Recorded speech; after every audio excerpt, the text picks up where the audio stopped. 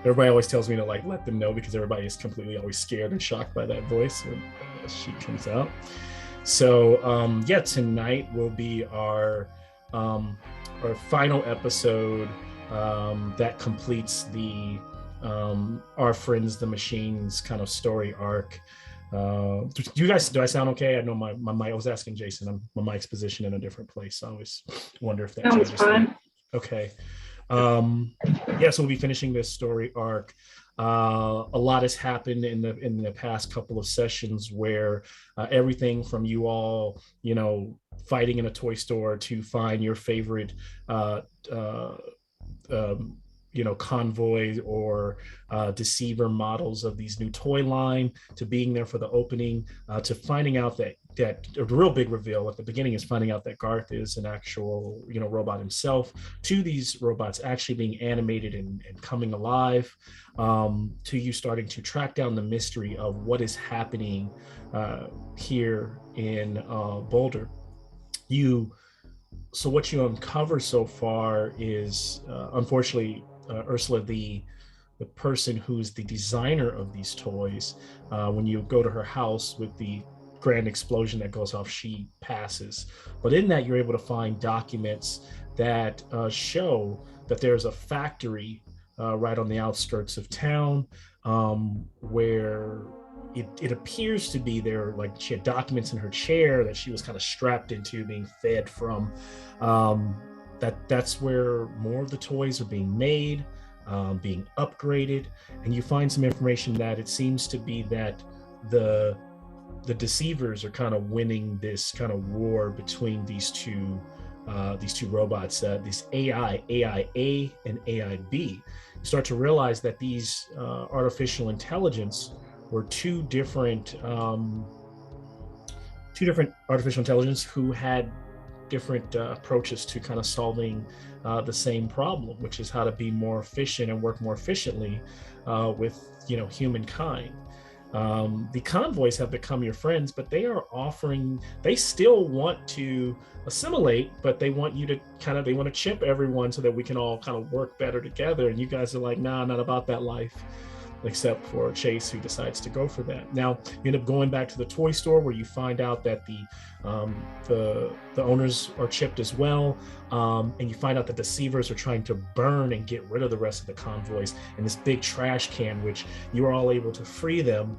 And as they spill into the streets, they destroy the rest of the deceivers, and now you've got this, you know, squad of some, you know, tiny soldiers that are the convoys of all different types, ready to head to this factory to finish off the deceivers and to stop this threat. Because now you realize, uh, from the drones that you've been seeing flying over, you fought Sharp Screen, you realize that they are transporting these things around the town, and they are shipping people um, to use them for whatever, you know, plan they have.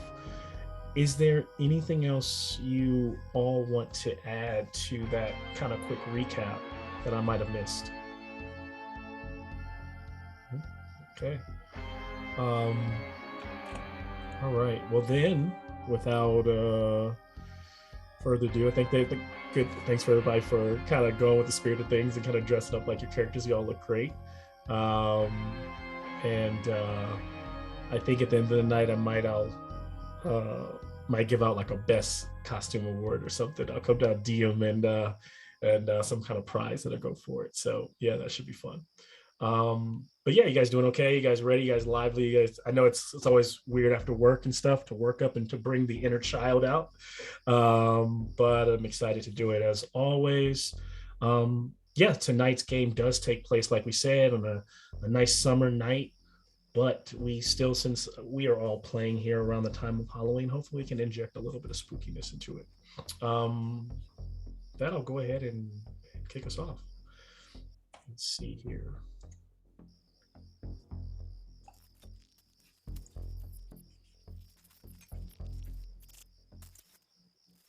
Should be able to hear music that's been playing so far. It probably just stopped right now. Let me know if you don't. Um, From New York music? Hear it now. Okay. Or is it faint? Do you hear music faint? Okay. All right. So We open tonight as you kids ride through the streets, these empty streets of Boulder, towards the factory. This night lacks that summer cool breeze. The desert has sent a chilling cold, and the town is quiet as you leave it behind in your rear view. The, the silence reminds you of that dreadful Halloween night just over a year ago that tested to split your friends apart, to split your entire group apart. It was on that night that robots walked the streets like the undead. And like that evening, tonight, groups of zombies shuffle through the town towards the factory. The difference is that they are not mindless robots, but people you know. Dave, the local mechanic, Greg, the mailman, Susie, the owner of the computer shack down the street. They're all now, and other familiar faces are now shuffling, moving along. All of them shipped. Every now and then a drone buzzes overhead with that familiar shape of Sharpscream or one of his cronies. And so, you know that of all the harrowing situations you faced, tonight just may be the biggest. It will define you as kids, and maybe not even more than that. Maybe this is the beginning of the next stage of your lives. You almost feel like tonight might be the night you put away childish things. Well, you'll at least keep the childish things, the sea of, Chucky-sized plastic metal convoys that are at your backside clattering to keep up, at least until this is all over. And we kind of pan out as you all are running towards the factory, and we'll start our episode there. So within the next scene, we show you all kind of arriving outside of the factory. And what I will do before I turn it over to you all is upload a layout of what you see. I also put this in earlier. I put it in Discord. So what I just did is I put it in the chat. So you guys should be able to open that up. Just a quick image of the surrounding area. You are all, there's a couple of old dilapidated buildings in the area. And there's one building, small building that's not in use, that is right down there towards the bottom where it says factory land. If you look at the spot that has a little square, that's where the guard shack is. You guys are probably 100 feet out from that guard shack, hiding behind a little house. There's a little dim light post overhead there that's just kind of flickering in the dark. And there you are, all, eyeing the situation. You can see a couple drones here and there, but then the drones seem to be heading back out towards the city, so there don't seem to be any around. There's a perimeter fence that goes all the way around the location. I'll describe that the large factory is like 100 by 40 feet in terms of width and length. It's enclosed by barbed wire fences, and there's a wide main entrance with two large gates. And next to those large gates is that small little guard shack. And you can see there's a little light inside of there, and there's a kind of a portly fellow with a red mustache and a hat on, who's kind of sitting there as security. He seems to kind of sway back and forth, like he's not eating or doing anything. He kind of seems just sitting there. Next to the cage, there is a smaller door that looks like it would allow someone to go through. Like the two big gates are probably for cars, and the smaller gate might be for personnel, that kind of thing. And let's see, in addition to that, you've got inside the field, you can make out two large structures. So one is the actual factory. The other looks to be like a warehouse. Everything behind the gate seems to be paved in asphalt, and there's kind of weeds poking out of the broken glass. And Um, there's a couple of old rusty trucks. Maybe could be used to be hidden, like to hide behind, look like they haven't been moved since the 60s. And there's a lot of cable, drums, and metal containers and stuff like that scattered throughout the yard. Just debris from an old era. So that's what you see. And you're trying to keep quiet as you've got this, group of close to 50, I'd say, convoys clattering behind you, trying to be as quiet as they can. Um, I'll turn it over to you all to decide how you are going to approach the factory. Um, and we'll kind of start there. The perimeter fence that's around it, is there any like sign on it that like indicates any sort of like danger or like hazard, or is the only hazard the barbed wire? As Garth looks, as you're kind of eyeing you don't see any signage that would say like high voltage or anything like that. It appears to just be just be barbed wire.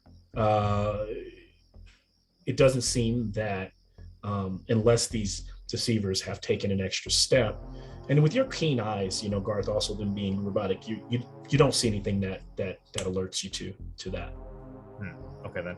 And then like, is there like a marching order as we're like coming up against like the fence to where the like guard station is? You tell me. So you guys are behind that building, right? So the guard in the guard shack, he doesn't see you. You would all kind of be silhouettes in the grassy field out directly in front of him, maybe to his right. He kind of stares off, and every 5 minutes or so, a group of 4 or 5 people show up and kind of stand there, and he like kind of leans his head out, talks to him. And then he opens the gate very like Balsova, and they all walk through, and then he closes the gate back up and goes back to sitting there. And then you see him kind of fiddling with something in his hand, and then he's like putting little pieces of paper on his little dash, next to his stuff that's in there. And when you look closely, it appears to be like little origami papers. Oh, cute. Yeah. Are there any cars coming down the road, like towards the factory? No cars. Strangely, everyone that's come seems to have come on foot. No one seems to be driving.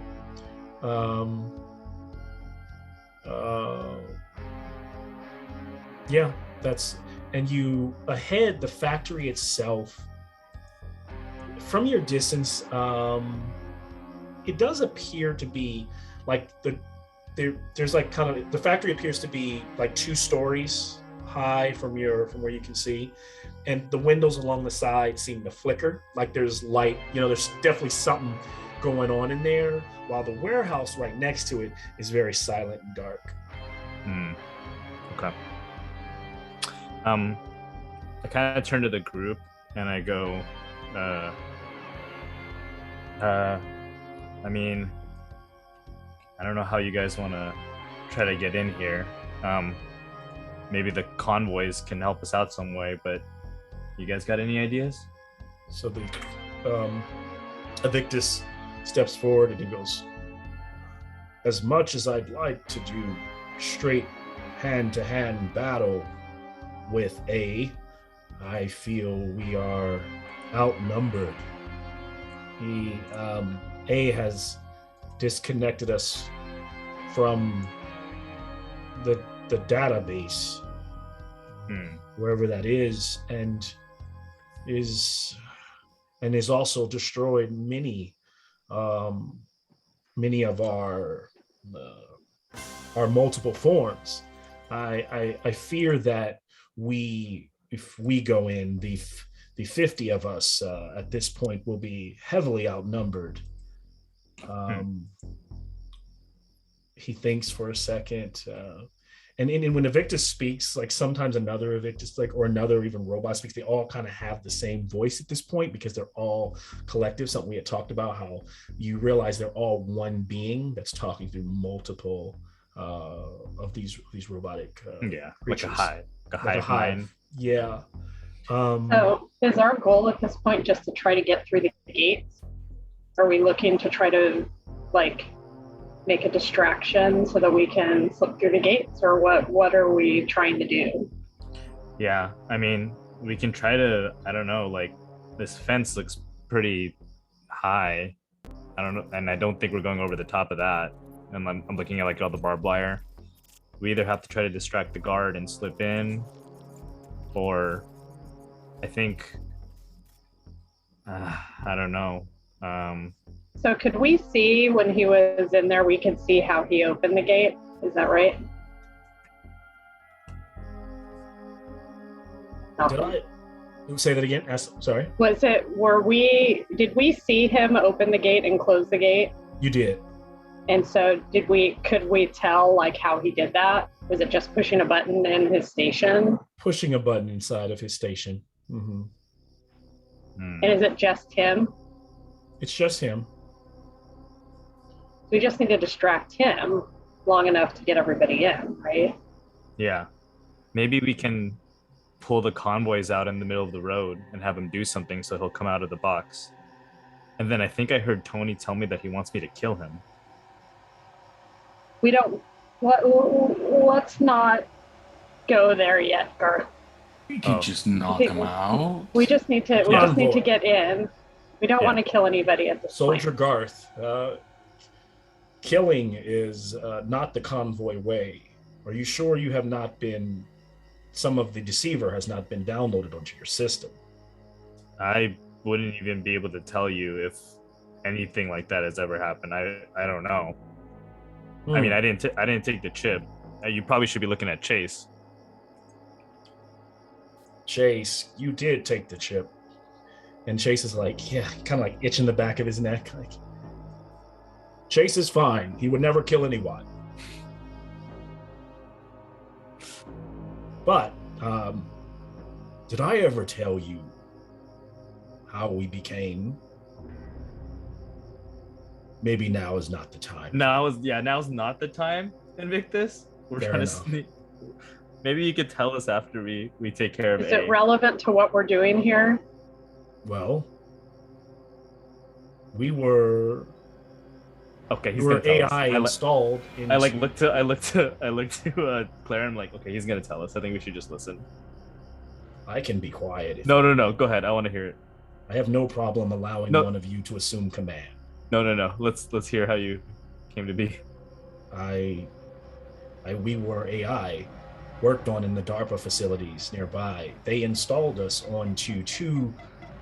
We were able to download ourselves onto two robots, almost human-sized like yourselves. And we escaped, and we ran away. We talked about our mission to better communicate, to elevate the human form and with our kind, but A did not like my plan. He wanted to subjugate your kind. That is when he hit me over the head with something big. When I woke up, he was siphoning my power, and I was able to send as much of myself with the system into the convoy toys that you see. We all are, like the voices all kind of little us. We are B. Every robot in that factory is A, and there are a lot more of them. Does that mean have himself? He might probably has his body is probably still strapped to a data or somewhere inside there. He's probably separated me, which is why I can't completely connect. Does that mean that your Or it, body not me. does that mean your body is somewhere inside of the factory possibly, or the warehouse? This is a great possibility. Okay, so we definitely got to get you in, Invictus. Yeah, Clara. All 50 of me? Well, we might not need all of you, so we have 50 of you. Yeah. Is there a way we can? And I'm looking to like Clara and Tony and Renee. Like, you guys got any ideas how to distract the guard?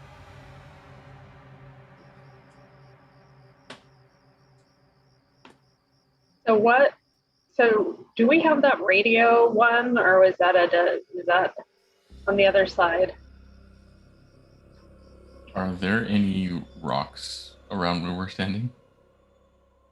Sure, there would be. Plenty. Yeah. Pick up a rock. Okay. Okay. Throw it at the guardhouse. Don't throw it at him. Okay. Do you want me to just do this now, and we're just gonna roll with it? So is the plan to get him? We want to get him out of the guardhouse, so we can go in, push the button, go through the gate without him knowing. So we need to get him out. So how do we distract him to pull him out?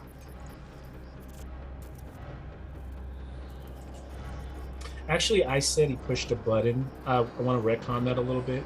He actually walked out of the guard shack to the little place on side gate, and he swiped a card, like on a lanyard that's hanging around his neck. Oh, great. Okay. So if we get him out here, Garth, would you be able to knock him out without killing him? No killing. No. I just thought that's what Tony wanted me to do. He whispered it to me earlier. He was kidding. Okay. Well, I won't kill him. Can I take at least so there's 50 of Invictus? Mm-hmm. Okay, can I take let's say they're all different types of convoys, they're like all the different ones, but they all just kind of sound like the Invictus. Okay. Can I take like 5? I'm gonna take 10.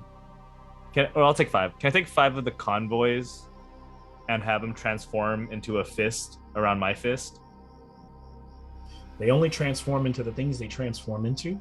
Okay, so is there one that transforms into a fist? No. Okay. Roller skates. You can get a styrofoam helmet if that. You can get or a roller skate. Roller skate. Yeah. On your hand. I mean, you can turn one into a roller skate, and hit him with another roller skate. Okay, if I'm the only one that's... Okay. I mean, I can call him out here, and he would probably come if you wanted to, ambush him when I bring him out. Yeah. Garth, you would have to give me a tinker check to see if you could tinker with the robots, enough of them to kind of attach them to yourself. Sure. I'll roll a tinkerers, but I want to know what else that they're capable of, these robots, so that I can be creative with what we have. What do they transform into? I don't need to make a fist. What do a couple of them transform into? Give me 5 things they transform into. So remember, they're all kind of the boring ones. So one of them transforms into a helmet, one of them transforms into a skate. All the deceivers transform into very cool things. Evictus transforms into a truck. There is Agitator Pop is a bad guy. It's the aircraft carrier. That's enough. There is an aircraft carrier. There's this one bigger one towards the back that transforms into a pretty large toy. He would be like the battle station toy that you'd buy. It probably cost you a couple $100. That would be the playset. And that one kind of steps forward Okay. So you're saying we have a helmet, a skate, a truck, an aircraft carrier, and there's a Jeep, there's some cars, but they're all the things. If you could think of if you could think of an actual transformer in real life, an Autobot, that's what they transform into, right? So there's one of them is a microscope, but not quite violent things like you would probably want them to be. Is it Chase on the deceiver that we've been using as a mace for the last couple of hours? Let me roll for it, so I don't want to just share. Let me see something. I'm rolling for Invictus. I definitely agree with the plan to bring him out and ambush him. That's the big overarching goal. Do you want us to hurt this man? Or just cause a distraction? We just need that key card. Well, would any of you be able to go in and get it from him without him knowing? One of us. If I raid this station and distract this, it is very likely that we are spotted by deceivers with all the commotion that I will end up making. But I will do this if you ask it of me. We don't want commotion. We want stealth. And he goes, like they all just like every time they move, it's like like a bunch of like clacking. Okay, they are not our stealth crew. There's a No. bunch of servos. They just, but that like is a choir of 50 of them. Okay, so we're not using them to So stealth in who's the here. stealthiest? We Chase? we could Is follow. Chase our stealthiest? We could maybe go around the perimeter to look for other ways in. We could make a commotion in the street to draw him out. But then what will we do once we draw him out? If you want me to knock him out, I'll knock him out, guys. That would be my vote. Okay. Then we don't have to worry about him Okay. Can I coming take? in and alerting anybody. Yeah. So, whatever you guys decide to do for the distraction, just tell me what you want to do.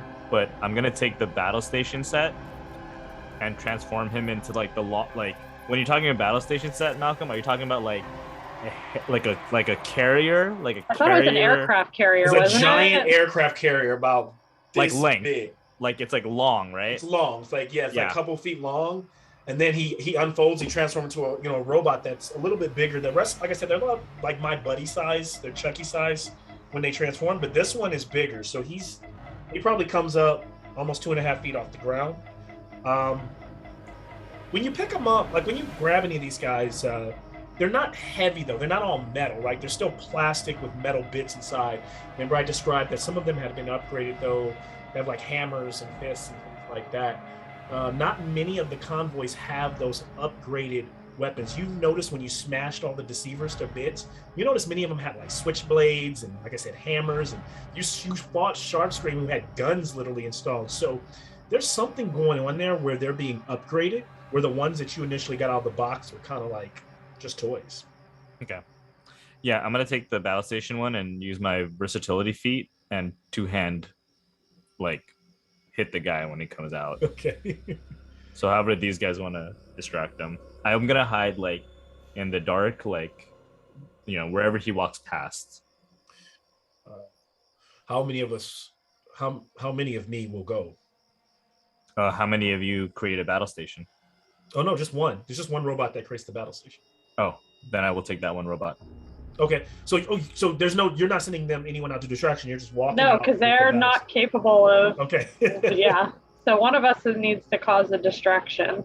Okay. So Either we send Chase to do his crazy, or I can go in and tell him I need help, and I'm sure he'll come out, and then you can club him, whichever. Mm, I'm definitely down to do crazy chases. Kind of. You got your hand. You got your claws. He pulls him out.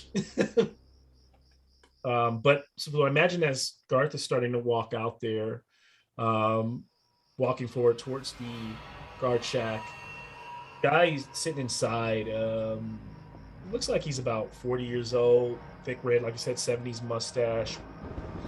Kind of leans back, kind of just total rent-a-cop. As he looks up and kind of starts to see you walking towards him out of the shadow, he kind of leans forward, rubs his eyes, and Garth, you can see that he's got really thick, like dark bags under his eyes, like he hasn't slept. He almost looks a bit confused. And so you're walking out with this like giant battleship. I think when he rubs his eyes like that, I want to jump into the shadows and not be in his field of vision. Okay, you're gonna have to give me a sneak. At my best roll. No successes. So unless you're gonna push it, he sees you and he's like, I'm not gonna push it. Reroll all failed dice, but I have to take a condition. Yeah. I'm not. Do I need to take a condition right now? How old are you now? How many luck points do you have? Yeah, you also have luck. I am. Yeah. No, I'm saving the luck for the end. Yeah, you know what? I'll push it. The condition I'll take then for now is scared, and then hopefully later I'll try to find an opportunity to recover. But I'll take scared for now. Okay. So I'm gonna reroll all my failed dice. 1 success, Okay. but I will So- take a minus. For Garth, kind of describe that moment of what makes him feel fear when he think realizes I'm- the man is still looking at him and like tracking him. Yeah, I'm just afraid of getting caught. Yeah. Like we're trying to sneak into here, so I think Garth is just like, oh, and he just like jumps into like a bush. And so then, yes, guy looks over and he's like, and he like leans his head out of his station, like he swear because he saw something. I need to get some sleep.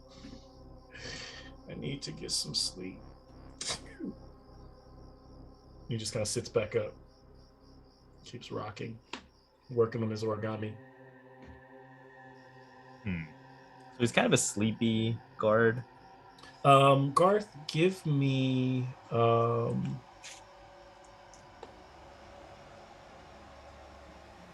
comprehend check.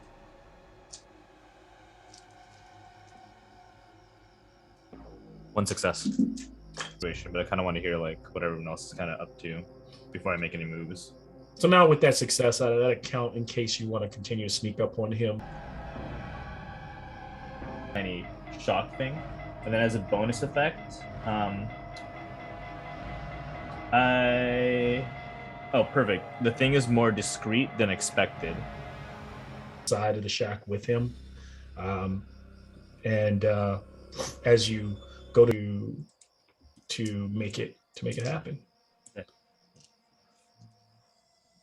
-1. Real hard about what this guard's gonna do. There you go. Yeah, you're good. 1 success. One success. So he's like he's in the middle of forming like the perfect like origami bird, and he just like crumples the bird, and then and as it shocks him, the way you tase the back of his neck, it clips on the chip, and it inserts, it pulls out. He collapses over, and you look over and you can tell that he's alive, and he's essentially just sleeping. You definitely know that when he starts to snore. I take the key card and I take the chip and I slip it into like my front pocket or something. Nice. You also notice that the taser no longer operates. Okay. So then like I take the taser and I ditch it. I leave it there. Okay. And I'm gonna take one of his origami birds. Okay. And he has like a little thing, and it just says Sam on his thing. He's that kind of. Is there like a map of like? Is there like a physical map of the layout anywhere that like if I'm looking like in the drawers or anything like that of? Yeah, like it's a blueprint. It's the blueprint, and you only find the blueprint of what I've shared with you. So. Okay. The overall grounds, the warehouse, such that you could, if you want to try to be in there, if you stay any longer, you do risk kind of just rummaging through while he's asleep and trying to find more information than that. No, I just grabbed the map that we already kind of know exists. Yeah. And then I take key card and I like flash it to the rest of the group and like signal them to come towards us.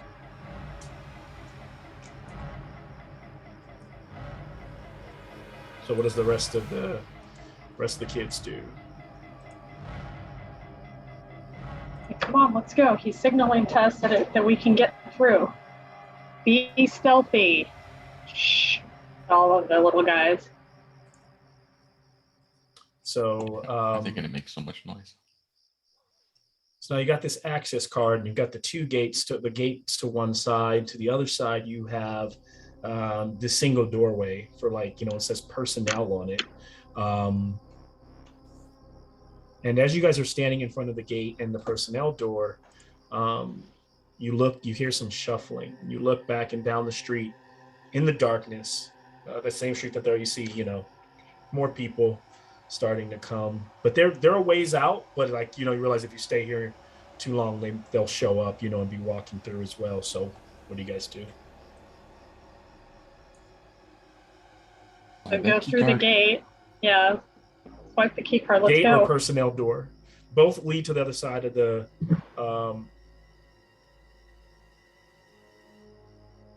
personnel door is like a regular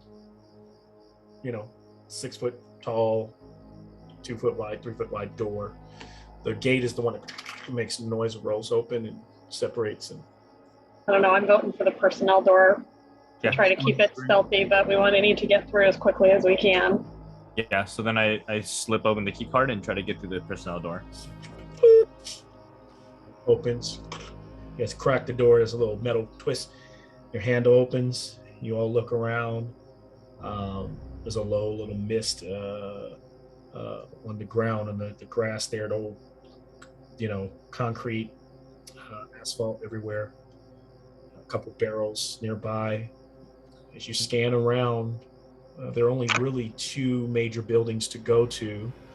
Both can be examined before, of course, you enter them. But from this distance, you kind of have to close. You have to kind of move across the field to get closer to either of them. One being the factory, that where you hear all the little bit of noise coming from, like work is going on there. And there's the quiet warehouse. When you look at the map, if you examine the map, you might be able, what I'll tell you, this is something you can do in real time without rolling a die. You might be able to examine, since you have the map now, and find where doorways or entrances might be to either building. I see. Okay. I mean, I think I would imagine we're kind of behind a barrel, and I have the little map, and I kind of look up and say I turn to one of the convoys and I'm like, do you think your body could be in there? And I'm pointing to the warehouse. I've lost much of my memory since things went bad. My bet is that it's somewhere in the factory. Okay. But I fear that the factory is going to be dangerous. I feel like maybe we should go to the warehouse and come up with a plan for if we need to go into the factory, if all of the others are there. Can I have investigate from Clara, since you're speaking and Clara's looking around? She kind of imagine Garth has the map, he has it where everyone can see it. As Clara looks over and see if she might identify anything. Questions are: what is hidden here and where is it? What does it mean? What has happened here? How can I get into, out of, past something? What threats can I perceive here and where is it? So what I'll tell you, before you even choose one of those questions, you'll be able to choose one of those questions to further ask. But I will tell you, Clara, because you got 2 6s, the first 6 allows you to identify that as you look at this map, you notice the 2 large entrances, one at the factory, right? One at the factory, one at the warehouse. Those larger entrances clearly are the large kind of conveyor style big doors. Then you'll notice that in the factory, to the south of the top factory, there are, on left and right, there are 2 smaller, probably personnel doors. The warehouse has a personnel door to the north, right at the top, little space. You also notice there's a little squiggle line at the top of the factory to the north. And that appears to be some type of entrance as well. Now, what question do you want to ask? There's for her first success, she can ask 2 questions. Oh, 2 questions, okay. And then her second 6, she asks an additional question, only 1 question. So a total of 3 questions she can ask. A lot of information. Okay. What was the one about the threats? What threats can I perceive here? What threats can you perceive? Yeah. So first, as Clara looks around, she notices that about 30 feet away, hidden in one of the little cracks in the concrete, is a deceiver, just kind of lying down. In the factory or in the... No, just in the asphalt. And so she looks and she starts to scan, and then in one of the bushes, they're not extremely, but in the dark you would easily miss it, almost like a landmine. Next to the bush is just an agitator pop. So you realize there's a minefield of deceivers that are all casually lying over this huge 200-foot field in different places, spread out far enough to get by them. But I imagine that her now knowing allows you to be a little bit more stealthy. But you do realize you have to be very careful because they're out there hiding. So since you asked about threats, those are some Yeah. of them immediately. Okay. You can ask about So the buildings. You can ask about anything. yeah. So basically, for the warehouse, given that I know about the threats, what is the safest way to get into the warehouse? I don't know if that counts. Yeah, the question is how can I get into, out of, or past something? Okay, how can I get into the warehouse without running into those guys? You realize there probably is no complete safe way, but you do notice that most of the scattered robots are throughout the field. So if you go along the lower perimeter fence, like you go along the south fence up the west side, there are probably less of them back there. So a much easier chance of approaching stealthily. And then instead of going through the big doors, going through the personnel door, you do get the feeling that if this key card, hopefully it works other places, that would be your best bet. And are there any cameras anywhere watching us? So far, you haven't seen any. And I'm assuming it looks like that old dilapidated factory behind you. Something like that. kinda Like it's inspiration. shacky. It's kind of shaky Oh, like okay. that.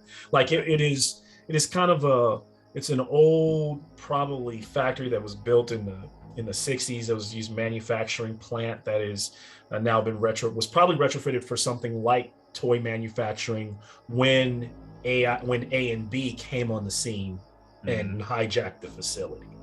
The trucks that are like surrounding the area, are they like pickup trucks? Are they like supply trucks? Ones that are like supply old trucks. Yeah, Okay. those are the old buses, supply trucks. Yeah, but they don't seem to be. They haven't been moved in a while. Yeah, that's what I figured. Okay, all right. And then I think you get one more question, Clara.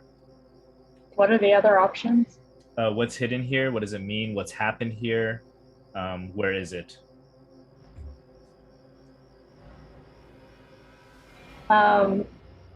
Sort of in the vein of where is it?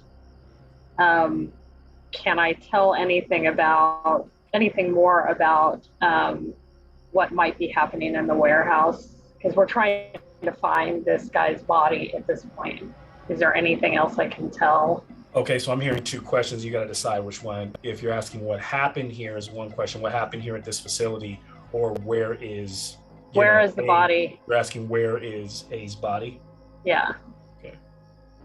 So as you look at the map, you're like, where would this body be held if the deceivers wanted him out of the picture?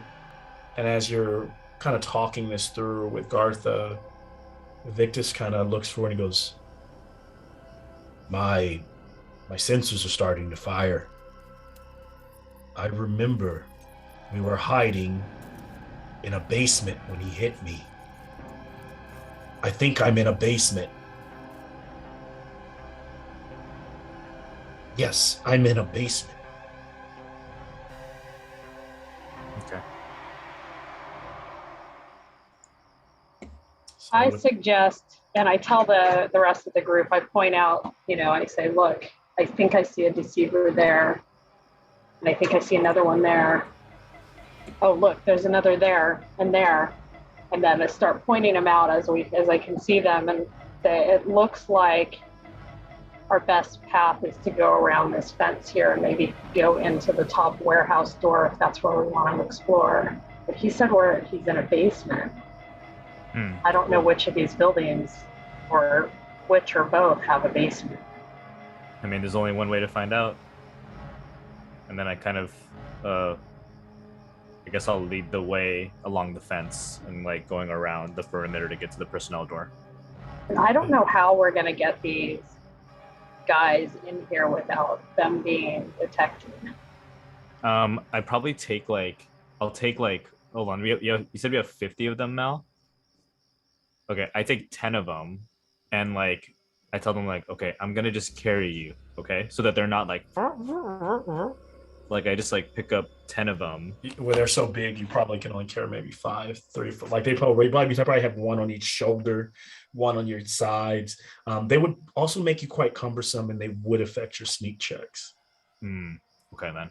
And I'm not trying to make them not be helpful, because I think they are helpful, since you're going with more of a stealthy route, they're going to be good when you need a big surprise, or you need to create a diversion, or you need them to go all in and fight for you, right? But sneaking around, they're always going to be in your Achilles heel.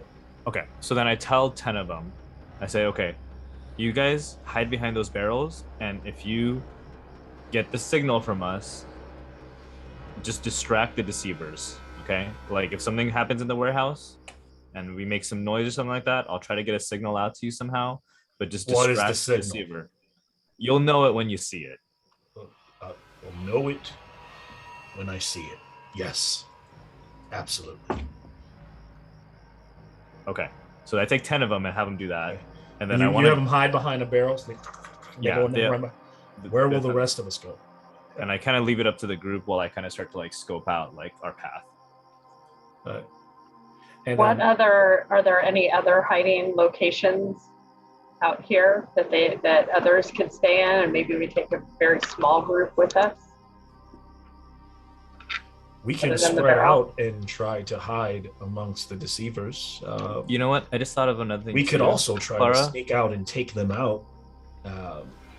Take out a bunch of them for you. Well, we're not trying to make too much of a noise there. Yeah, I'm just worried that they would alert the rest of them, because you guys are all connected, right? So would they all be connected to each other as well? So what they're recommending is if they spread out and did their own thing, they would be quiet as single bots, but together in a big group, they're pretty noisy. Yeah. But I think Clara's question is like, the deceivers are also connected to A. Like they're all connected to A as well. They are. So if they start taking them out, that might alert the hive mind to. Can I have a comprehend from everyone?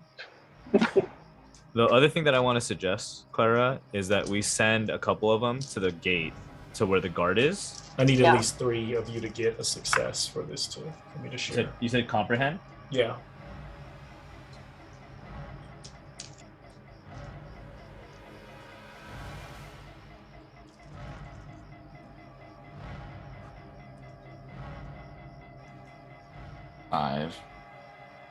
Five successes. 5 successes? No, I mean I got a 5. Yeah. Oh, I had 1. I got 3. Man, Clara knows our. Clara knows everything. Comprehend and investigator, like by far the best. She's the brain trust. She's the brain trust behind the operation. Claire and Garth here. So Claire realizes, as you guys are hiding behind these barrels, that when she watches the other 10 go off, they go from talking like Ekvis. They still very much aware, but when they get behind the barrels, they go like, remember how they were talking before?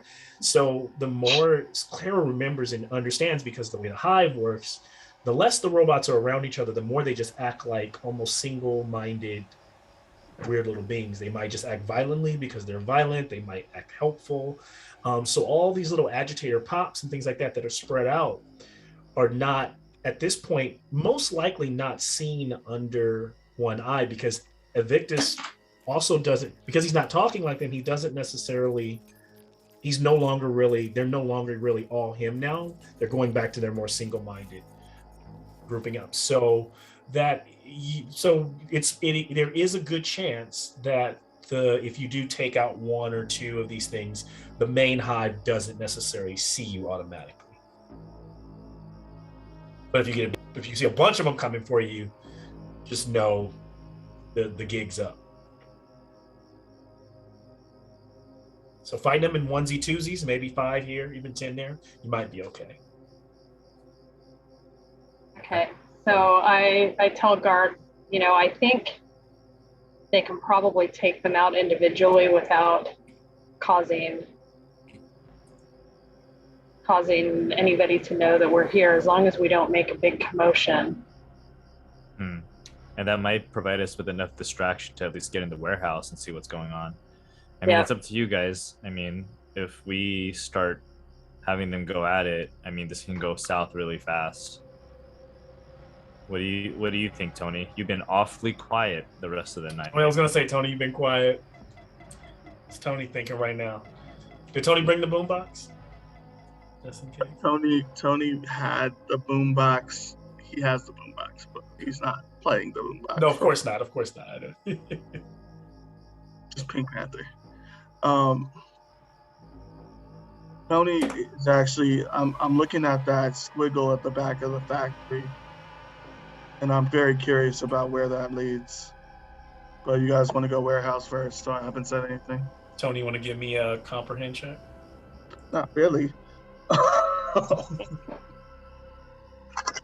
Wiggle in the back of the factory. Oh, you're talking about the L? Yeah, Oh, okay. he actually got one. So that little squiggle, maybe your dad or someone you know, like your family, maybe your uncle, when your uncle's worked and was a draftsman or something like that. But you know that squiggle means that there's a staircase that probably leads down That's what I unless you figured. walk the perimeter. So that very well could be the basement.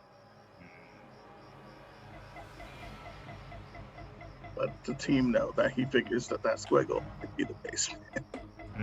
Okay. Yeah. Maybe that's where the rest of your body is.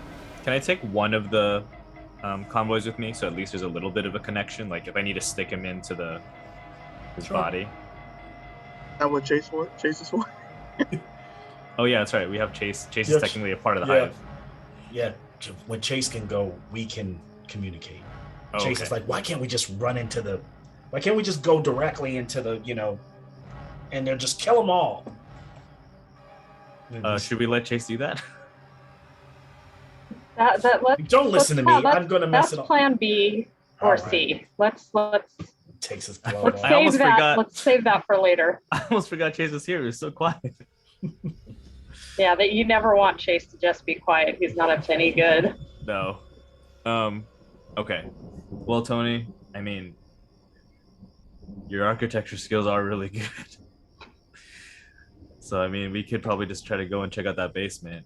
I am kind of curious, though, what's inside this warehouse and why it's so quiet. Why don't you guys go ahead, and I'm going to split up and check out this warehouse by myself. You are going to check out the warehouse. Yeah. I don't think he should go by You himself. guys gonna guys. split? You guys gonna go for or you guys all gonna check the warehouse? We're gonna split. Some people, and there's you Whoa. heard that distant thunder rolling. There, you can see a bunch of clouds like gathering in the distance. I was gonna say, if anything, Tony should split and verify that the stairs actually go downstairs to a basement. Okay, so maybe Whoa. two of us should go check out that side, and two of us should go check out the warehouse. And do we need to take any of these guys with us if we come across the body? Do any of them need to be with us? Like we can split them. Well, like, Split them. Yeah. we just like want them to that's- be quiet. Well, that's why I took we distributed 10 of them to hide. Maybe a couple go to the guard. But then now, let's say there's maybe 30 left over. How many styrofoam helmets do we have? Can we just put them on? Yes. Can we have 3, 4, 5 styrofoam helmets? Let me And see. have them Let me see how many styrofoam helmets are in the group. Because those are the most useful ones, right? There are 3 of them. It's like definitely- communication centers. I don't take one. I don't No, take okay. one, and I don't think Chase takes one. Chase does not look like a guy who wears a They helmet. kind of walk over and they transform and do doo doo and drop down to the helmet and offering transform like. Yeah, I pick one up and I give it to Tony Okay. and Clara. he takes the hat off. Clara looks at this thing is like, and shoves it on her head. She thinks it's the stupidest thing in the world. Yeah, and I give one to Renee or whatever. There also are enough I love how roads Renee has joined the like crew. to move quickly through the factory. Roller skate. I'm down to split to see to make this adventure an adventure, but I'm not leaving Clara's side. Just know that. So wherever Clara decides to go, I will go. So yeah, where's Clara going? And I'll ask where Clara's going, and I'll ask where Tony is going, or Let's just sneak around to the back of the factory. Okay, and I guess I'm checking out the warehouse. warehouse. Okay. So you guys Jose will all go with And Tony. Tony will to take see- full adult Renee with him to go on this adventure. I sort of feel like we should have split up a little bit differently, but okay. So Well, no, because I'm okay with that. I'm okay with Clara like splitting up as long as Clara like, you know, like tell me like why do you want to split up, or who do you want with you?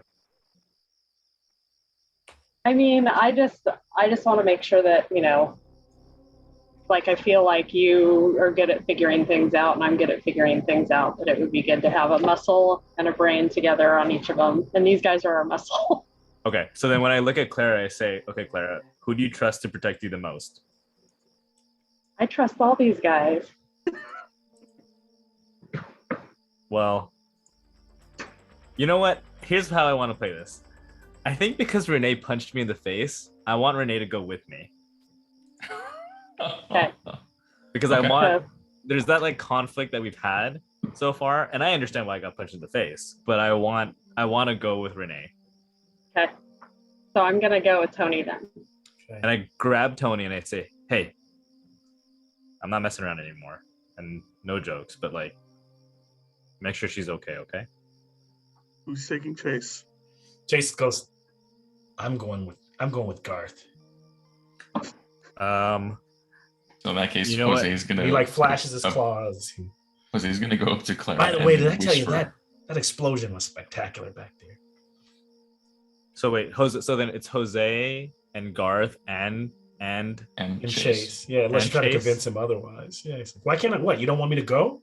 no. It's not that. It's just I just want to make sure Clara's okay. If anything happened to her, I wouldn't be able to. I just can't think about it. You're the one splitting the party. Like, didn't So we will learn those- that? Isn't that D&D 101? While these two are having that conversation, Jose's gonna walk over to Clara, whisper in her ear, like, I'm gonna go with Chase. We're gonna watch Garth. If it looks like he's gonna do anything funny, we may have to short circuit him. We'll I try mean, our I best trust not them, to. but, you know, It's like then there's like that scene in the movie where like they said the title, like they said it, the title. But also, he tells Clara one of the reasons he's just like he needs a conscience right now. He's not thinking straight. And then he just kind of like sideways glances and like, hey, it's gone. All right, so I think we go. So we got Garth and Jose and Chase are heading to the warehouse. I'm gonna need from the groups one of you, whoever has the highest of your sneak, to. And I'm not going with the lowest person sneak. I'm going with the highest person sneak because Claire really helped you all fish out like where to being able to look for them. So with both sneaks, I will give you an additional bonus d6 to roll. But one person is gonna actually I'll give you, so here's what I'll do for the sneak. One person can make the roll for sneak, it's not two, but for Claire's success I'll give you one bonus and then the other person can provide help, so that's 2 extra 6s. Clara, you're real sneaky, right? I have 5 dice for sneak total. Where you With Yeah, body. I have 4. 4. Do you know what Chase has, Mal? By any chance? I seems don't like a treat him as a sneaky background character, so yeah, so you'd be at 6 now if you take the role versus I don't know what Jose. I mean, Renee take the I roll. have 4. Yeah, Jose take the roll then. Yeah, Deb, I trust you. Go ahead and roll that So I set. will I'm say- taking, Oh, so yeah, I get actually, 2 extra dice, right? Roll 7. And so he's and so Jose's taking how many? 6. Do 6. And then side note, Mal, Yep. because we're like coming up with this whole plan, I was looking at the recovery because I'm still trying to recover being scared. Can I like argue like having this whole leading scene gives me like a reduction in my condition? It says lead role, scene with another kid. I had to have rolled lead, I guess. You got to roll lead, yeah. Yeah, I would argue though that like me and down the Oh. path of murder. I would argue that you and- I would argue you that and me and Clara came are- up with that plan. You want to give me a lead roll? Either me or Clara, I'm okay. Oh yeah, whichever. Or my- Well, you my need. Don't lead- do you need to make? I- So you just I have guess to be. I guess You I need need to make. it. You need to make the lead roll if you want the. I don't have a very high lead score anyway. I don't have it either, but I need to do it so I can recover my condition. And then there's So- bonuses that you give people, right? If you get it. Who's your Oof. anchor, Garth? 1 minus. I had minus 6. I had 6. I had 1 6. My anchor is. I think it might be you. I can't imagine it being. That's another thing. Yeah. Might Let me come see. into I don't know play. where my anchor is. Technically, it says anchor was father, but I think after the whole event, I would change it to Clara. Yeah, it would be hard to have father because it would be the robot, but then you got rid of father robot. So yeah, I guess. Yeah. Yeah, Dadbot is not. Bad bot. Yeah. Yeah, I had one Not a success. I had one success. Okay. So can I pull off being scared then? Yeah, you can pull off being scared. Okay. I think it makes more sense that Tony is trying to help Clara sneak, so I want Clara to roll. Yeah, I got 2 6s on my sneak. Jose, would you roll 3 successes? Six. Nice. I don't know if there's any stunts for sneaks. But So for sneak, the only benefit I think you get is that you basically, the bonus effect is you give success to another kid, or you find something unexpected or more of what you're looking for. okay. All right, so you guys got 3, Clara, We got 2. 2, and then you guys They got got 3. We got So there's 2. Okay. So I'll be describing 2 separate scenes here, but as we go through these, I'll start with the warehouse. Sorry, go Mel. As I know, can we just do a quick restroom break? Oh, like 2 yeah. We minutes? can. All right, quick 5 minute. I thought this would be a nice intermission. Sorry, Okay. just really quick. Okay. Cool.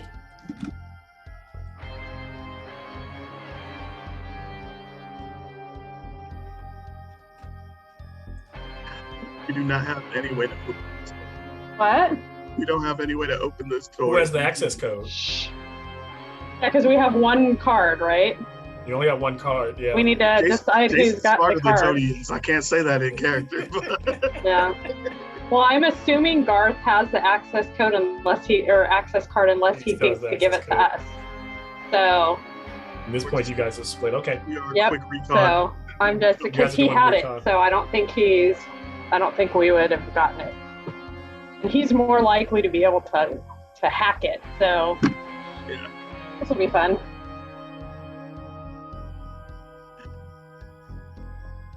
A window to climb through. Yeah. Who knows? The door might be open. They left the doors of the house open. They might just Yeah, that's it. Or we might be going back and finding them and to get in.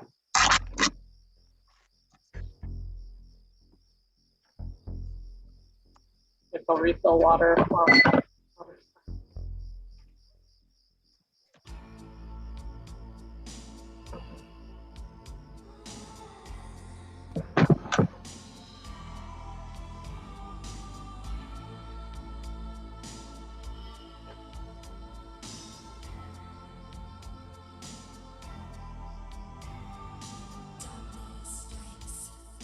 Once again, I'm all alone. It feels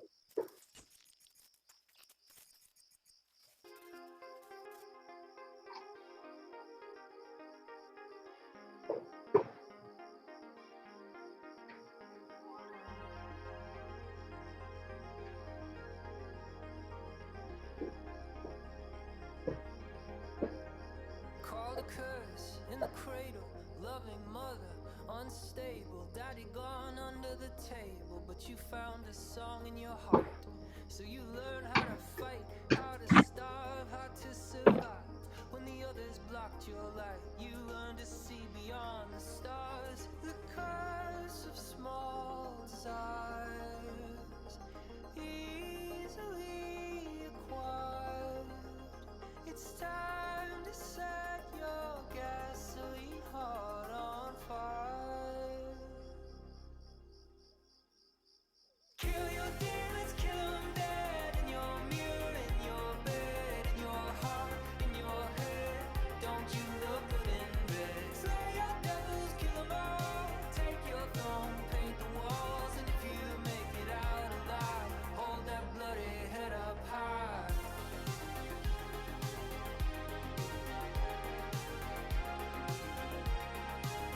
Don't you look good in bed?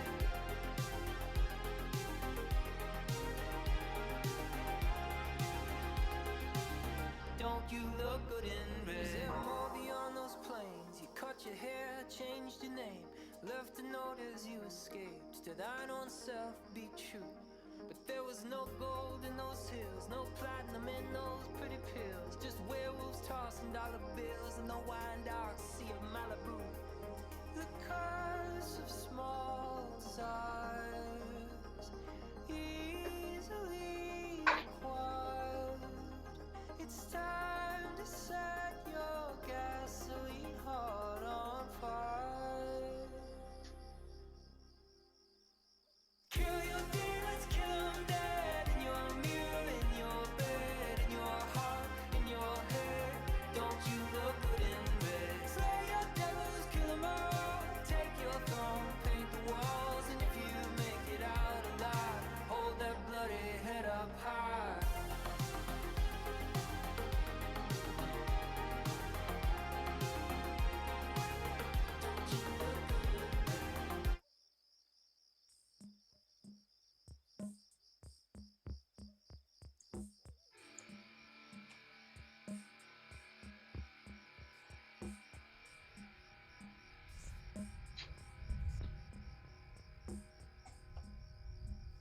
Yep. Keep playing it. You can hear it. Yes.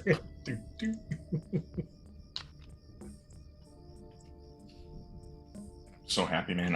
I finally got my copy of Tales. Nice. So And we were talking, Jason and I were talking, not to change the subject, but what do you think? Have you started reading Fizbin's?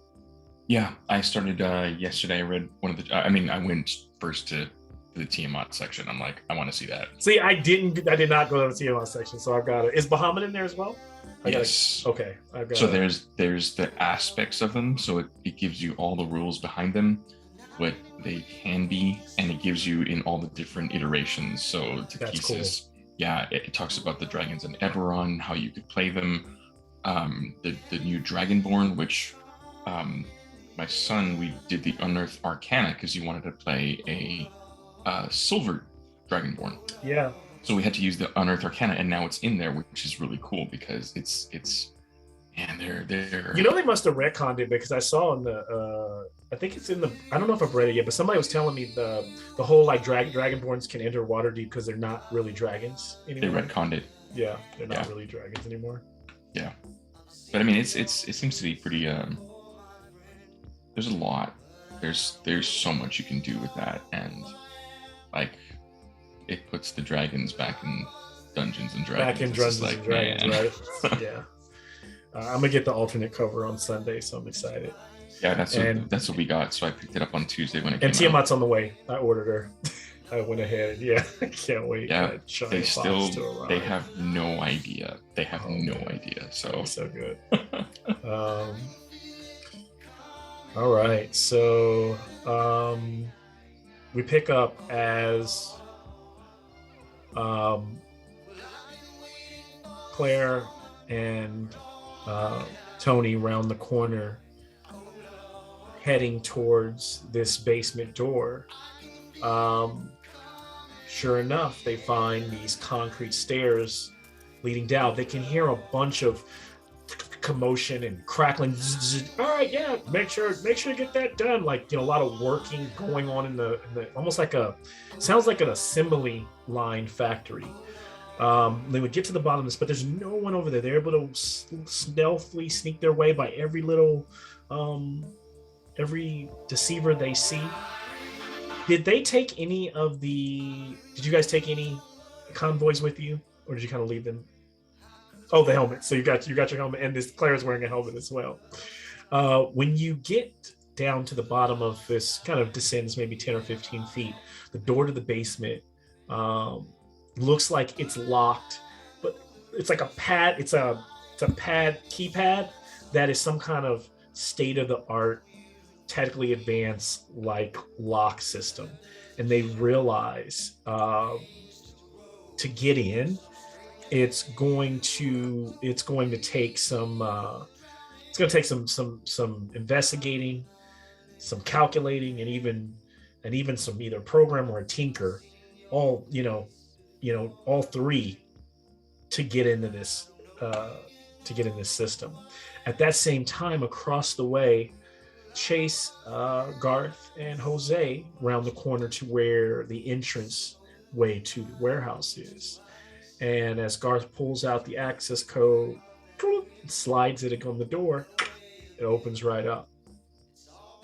As they step inside this large looming warehouse, it is dark, and immediately you can see, as your eyes, Garth's probably quicker than others, but as your eyes focus, there are silhouettes of action figures stacked, a lot of them boxed, many like boxes that have labels on them. There are more than a few, but there are other groups that look like they haven't been boxed yet, and they are laying, like they're just stacked in groups, like they're waiting to go in boxes, and they look like the deceivers that you found in Toy Corner, right? So they look like they're probably going to be shipped to Toy Corner, or we're planning to be shipped to Toy Corner. There's also a large truck here, a brand new truck, a big truck. It's open, and you can tell that supplies have been recently being put on. And on the ground, on the floor in front of you, are broken up bits of convoys, probably 6 or 7 of them, just broken bits of plastic and metal. And you can see scattered there on the floor that every one of their little chips that was inside of them someone has kind of broken or stomped out.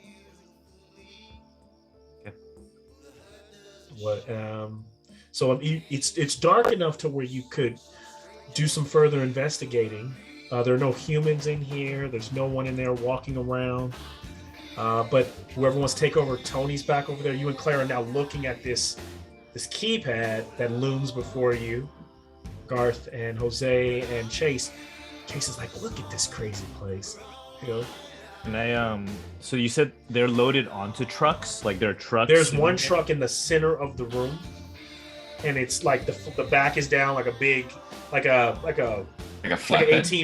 It's like an 18-wheeler truck, like that could, like you could fill this thing up. And there's just a few boxes, maybe 10 boxes have been already put on. Someone clearly stopped and hasn't continued. Okay. And then again, you said there's no humans here. There's two things that I want to. There's 2 things I do. So I probably turn to Jose and I go, okay, maybe we should check to make sure that there's nobody else here, or we won't activate any of these agitators. But I don't know. It looks like these are going to be shipped out, and we can't let that happen.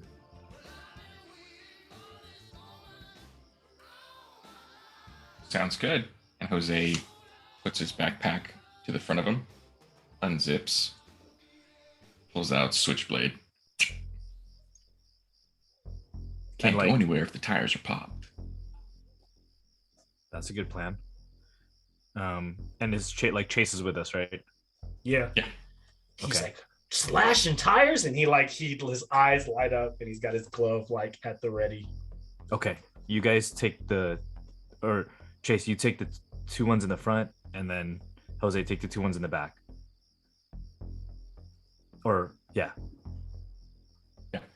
So you guys Chase, we kind of cut to a close shot of like a couple of slices, as you can see Chase like slash, and these are really thick tires, so you know they're got like, but you guys are cutting them up.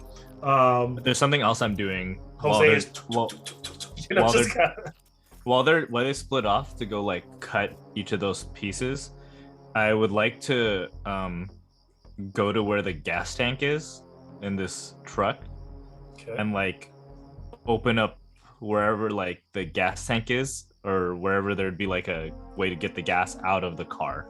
I want it to be leaking gas. Okay.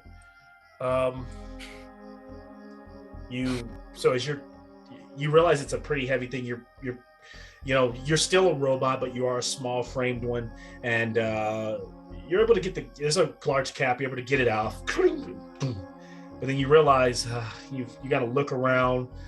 There does appear to be like some hosing that's probably used. It's kind of like a makeshift thing for like the big canisters of gas if they really needed to like fill it in an old like a Oh, are there big canisters of gas in this warehouse? There are a couple. They're not a lot of them, but as you look around, there are a couple. There's a barrel that does say like explosives, you know, like explosive, or you know, there. If you want to siphon, or you would going to need to give me a tinker to see if you can successfully do it. Okay.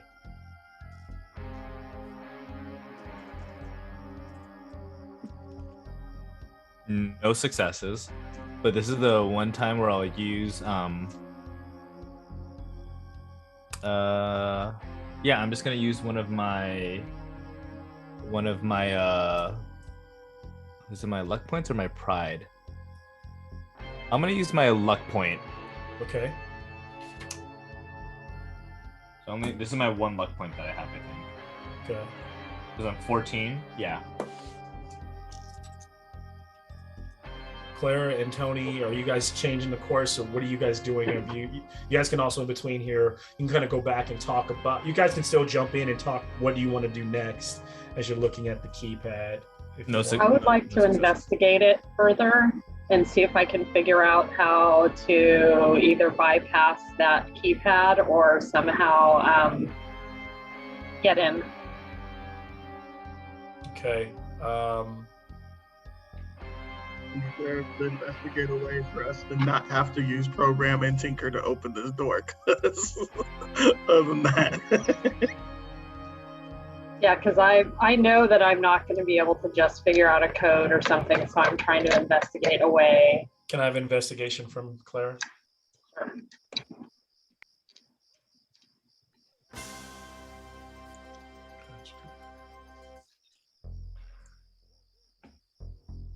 Somehow I didn't get any sixes, so if I push it, I take it because it's taking a condition. You would take a condition. What does using pride do?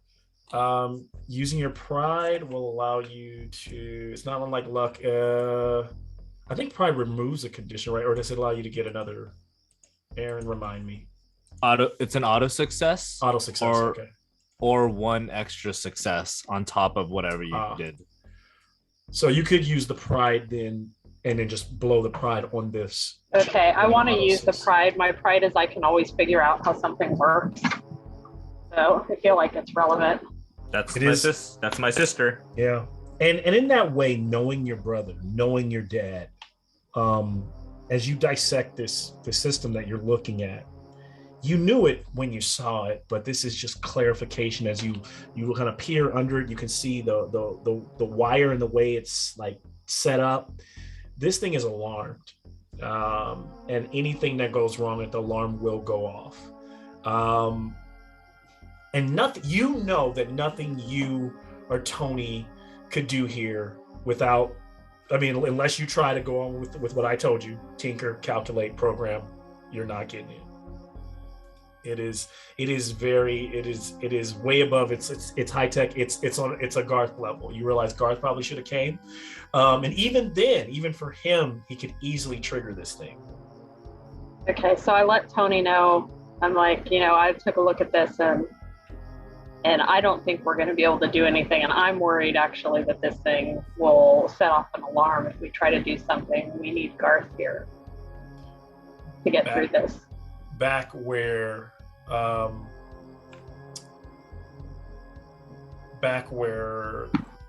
Garth is, what did you get on your tinker? Oh, didn't get it.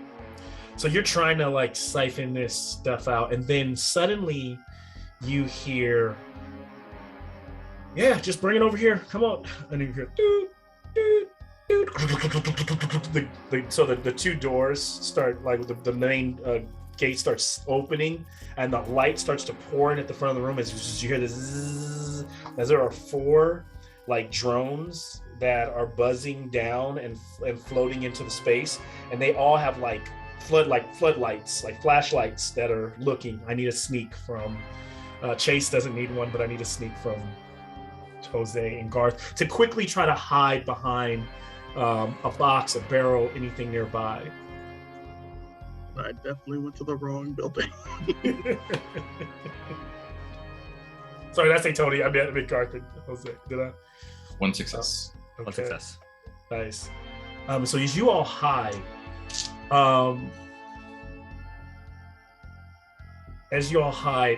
in walks a human, a couple of humans, and they're like, all right, yeah, bring him in. And one of the humans is driving like a forklift, and he's bringing in more.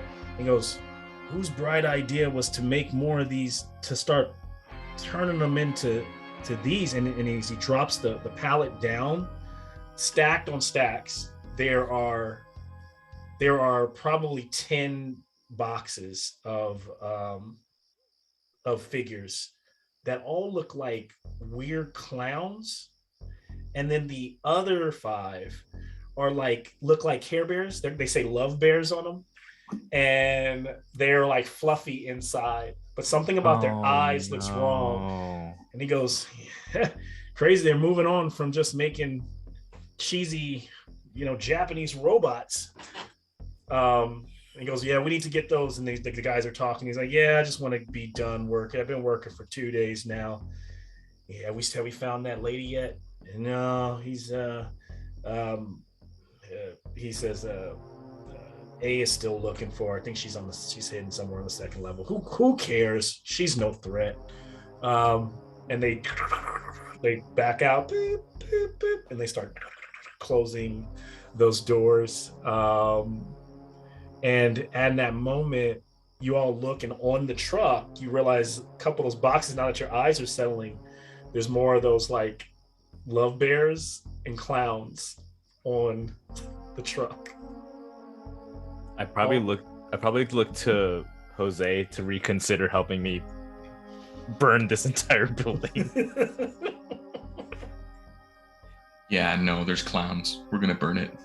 Okay, so then I am forthright coming with Jose, and I say like, okay, get the hose. Like, I want Jose to help me. I was doing it like behind Jose and Chase's back, but now like seeing Care Bears, which are gonna go to like a little girl's house, or like, clowns, which are just terrifying. Yeah, we're gonna try to siphon all the gasoline out of here. So you start taking the gasoline and like pouring it around the room. Yeah. We're gonna do What that. do you have to light? Do you have any kind of lighting source right now, or you? we have the lighter that Bo left in the backpack. You gotta love a big lighter.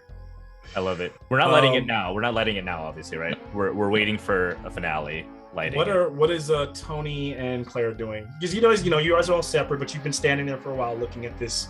You're right, Claire. We shouldn't do anything that set off an alarm. We should definitely wait for Garth. Yeah, and looking around this door, does it seem like this is the only way in that we can see on this side of the building? No windows or anything. There's windows up on the 2nd floor. You probably have to climb like the bricks to get to. And there's like warehouse style. Like the little flaps are open. You can hear all that noise coming out. So you guys could climb up there, and if you were trying to go into the factory, or if you even wanted to climb up to get a better look at what's going on in the factory. We want to peek a look at that 2nd floor. maybe I mean, you're good at climbing. You seem to climb everything, right? I can definitely climb up there. You want me to? There's a couple of stacked. Actually, as you look on camera pans over, and conveniently there's some stacked crates and barrels, empty barrels outside the side of the factory that could be. Do we want to take a look and see what's happening in there? Could take a move action, which I think Tony's pretty good at. Yeah, I think do a move action. My die have been garbage, but give it a shot. I hope you get a bonus effect so you can impress somebody. I'm the only one there to impress. Yeah, exactly. Or no one notices him. Well, that would be nice. I got 3 successes. Oh, yeah. Okay. What extra things we can do and move with the other two move? You can give a success to another kid. You can impress somebody, or no one notices you. So you can give it to Claire so she can climb up there with you. That's exactly what I want. Both of us climb this building. Clara, did you want to climb up with me? No, do something fun. Something impressive. No, there's something impressive. What Tony's gonna do? Tony is going to take off his helmet because it's messing up his flow. He's trying to go back to his Kangol. So he's going to actually ask the helmet to spy and shove it in the window up the stuff. I don't know how much I can fit anyway. Transforms, and as the helmet looks through the window, what it sees is, and as you kind of even peek over, it's almost like in the old Moonwalker video when the kids peek in on Michael Jackson at the club. Like, it's just like a shot of you guys looking down into the spot, and what you see is the main building's floor plan is occupied by a large factory floor with an advanced conveyor. There's advanced conveyor belts, and actually what I'll do is I'll share this for map number 2. Map number 2. I think this is level 1. Yeah. So there's 2 stories. Actually, I'll share both of them. You even though you can't see the. Okay, so yeah, that's level 1, which is what I'm describing now. And there appears to be a level 2 as well that I'm sharing. And so what you're seeing looking down the floor is the long strips. You can see that there are conveyor belts, and on those conveyors are several factory assembly robots putting together deceivers. And on another one, they're putting together more like love bears. You don't see any more of the clowns. It seems to be that was like this maniacal, weird one batch thing that seems to be, but it seems to be that they found their niche for like the love bears, and the deceivers are being put together. And you see like as they're and pretty much they're deceiver robots without the extra Decepticon style paneling. It's the robot, and then they're like shoving on like a teddy bear head and body with a heart on it, and then they're being stitched, and then at the end of it they move, and then they jump into the box and like lay down and then like power down. So it's pretty creepy. And then you see several humans that are also chipped, who are walking around in like these yellow kind of like jumpsuits, same guys, similar to the guys that just came in the other room, who are walking around checking things out. And then hoisted above the factory floor is this giant 30-foot by 30-foot metal orb. Now, you can see that it has a red eye, like almost like a camera, but it's not facing you all. It's facing, because you're on the side of the building, so it's facing towards the main doors. Like if anybody would walk through it would see it. And at its center, it's held aloft by 2 giant hydraulic arms, similar to the robots below, but giant hydraulic arms and multiple weird wires, heavy-looking tubes that are attached to it. It's almost an orangish metal color, and then these 2 metal horns protrude from each side of the red eye. And it kind of, it just pulses. You get a really eerie feeling like it's watching whoever's down there. If I had to give a visual representation, not quite, but to give you some inspiration, it might be something like this orb thing you see behind me at the center of the room, and inside this structure right here will be that eye, that's constantly, it's very large. down below everyone else is. Probably a stupid question, but is the window big enough for a person to slip through, or just a little? It is. You would actually be on the second floor. So actually, now that I look at that, let me look at that second floor. So where your window is, so the scary part is because based on outside where you guys climbed up from, where the stacks are, you see at the north, if you look into the second story where the office is in the archive room, pretty much there's actually no, there's a catwalk. So I don't have it. I've always imagined there's a catwalk there. So there's a catwalk right outside. I wish I could point to it, but I would say, like, if you're looking at the north top of the room and you count over 3 windows, large windows, pretty much along that top wall there's a catwalk, and along that south bottom there's a catwalk. And so if you jumped into the room, you could walk over to where the stairs are, into where the office section is, and you would just try not to be seen by anyone downstairs. But the good thing is everyone downstairs seems pretty preoccupied. Another good thing is that when you jump through that window, you're on the side of the eye, so it is very unlikely that it sees you unless it can just unless it has some kind of weird insight to your movement. Lyra, there's creepy Care Bears and a big eye. Big guy? Big eye, eyeball, Eye? and creepy Care Bears. They're making giant eyes? No, just one giant eye. Just watching us. They're making creepy Care Bears. That's just wrong. She secretly sort of wants one, but we'll just, All right. Can you boost me up? Yeah, I think I can use my third action to climb as well. Okay, so as you're boosting, you up. You're starting to see the same thing now, and as you're seeing the same thing back over, you guys have just finished dropping all the liquid on the ground. Is Castro doing the honors, or who?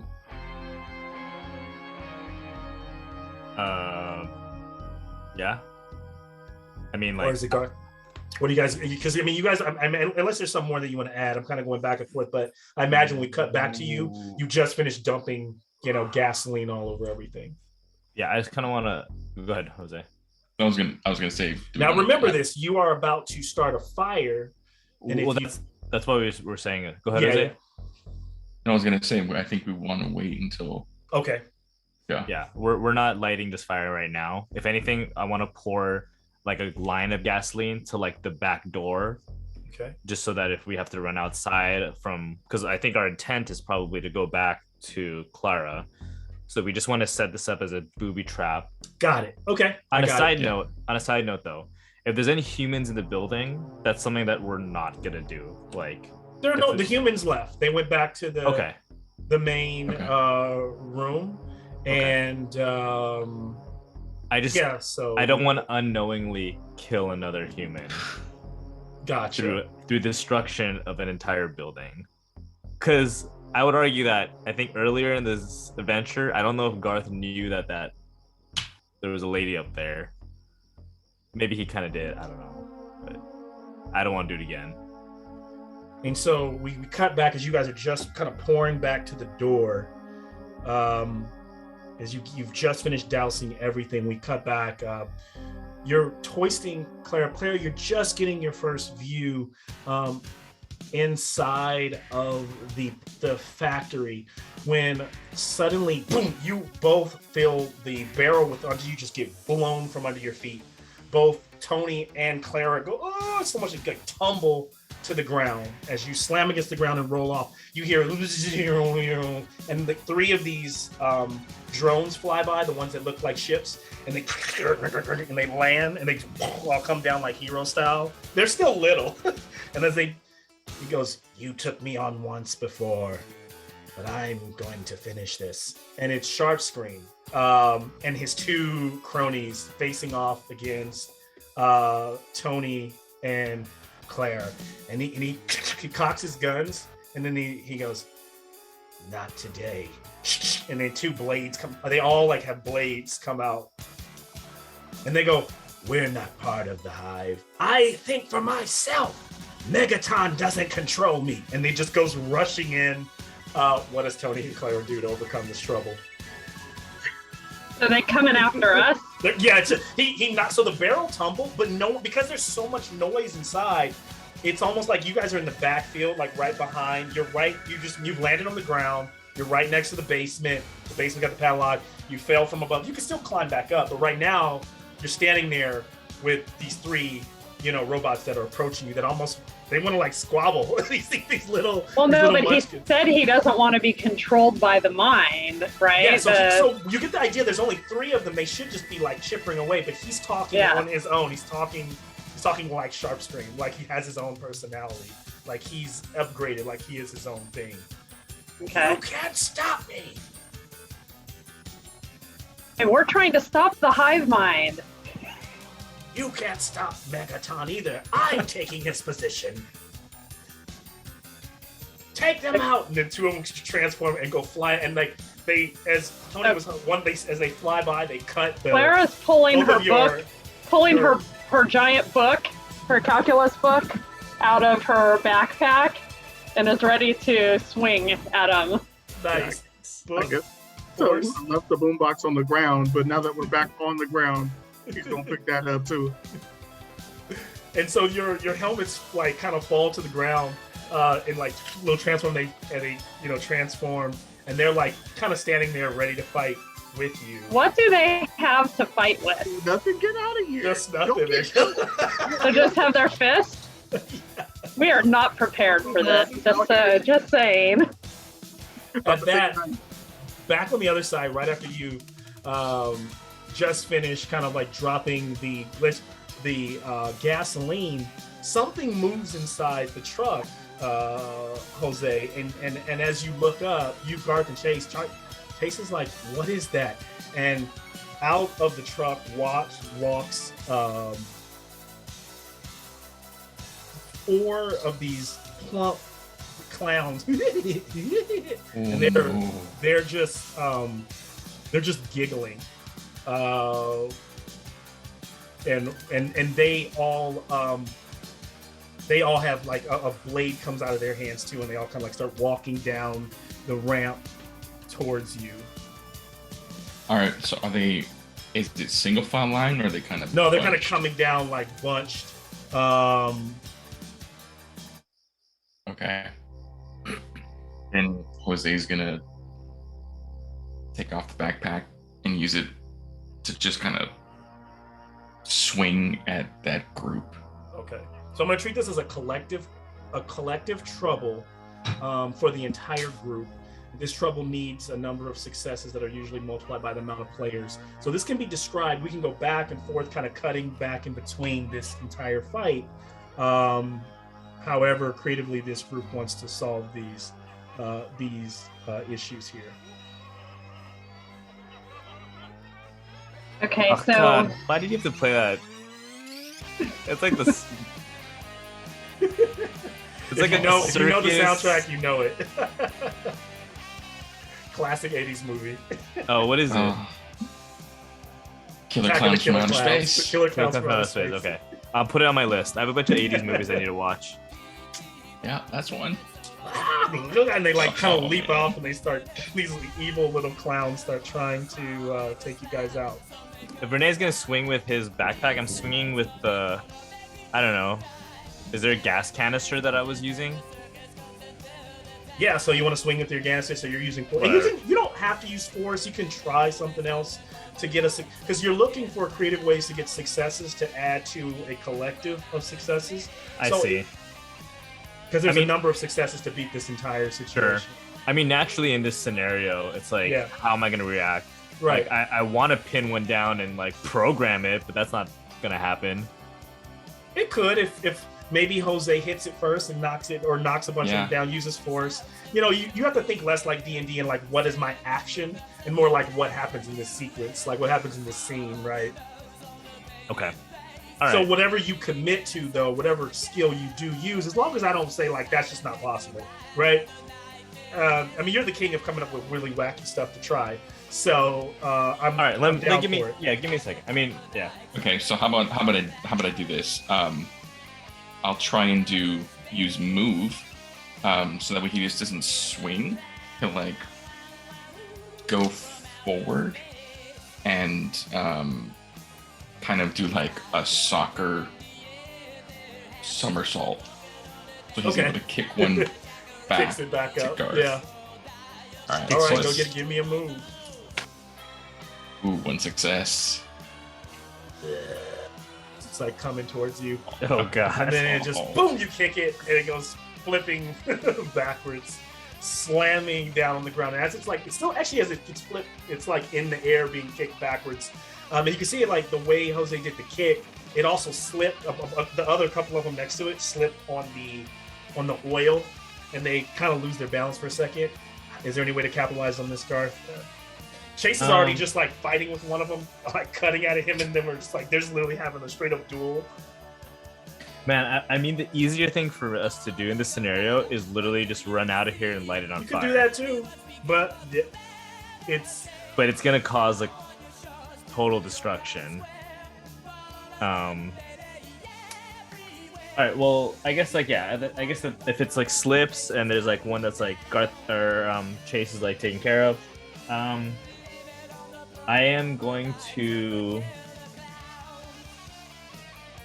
Okay, the one that's knocked out on the ground.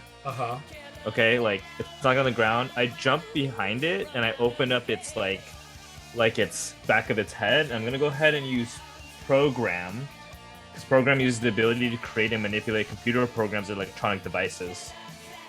So I'm gonna go ahead and use program, and then I'm gonna try to manipulate it basically. okay. So it's a lot. 1, 2, 3, 4, 5, 6, 7. 7 dice. So as you're doing this, two others kind of leap. Another one like was leaping on the Garth's back and is like trying to like cut, like kind of like stab into him, realizing he's not human, as he's not able to kill him. Oh, this is Garth perfect. Stays on. Yep. So it says here, so program skill. So I got 1 success. Okay. I'm gonna use manipulate. Examples include infecting a computer with a virus, disabling an alarm or electronic lock, confusing or controlling robots, and operating strange objects like machines or transformation globes. Sometimes you have to use calculate first to figure out how to do it. So I'm gonna program the robot. Like as soon as I get back there, I'm gonna just like try to like play around with it. And let me think what I would do. How many successes did you get? Just 1 success. 1 success. Okay.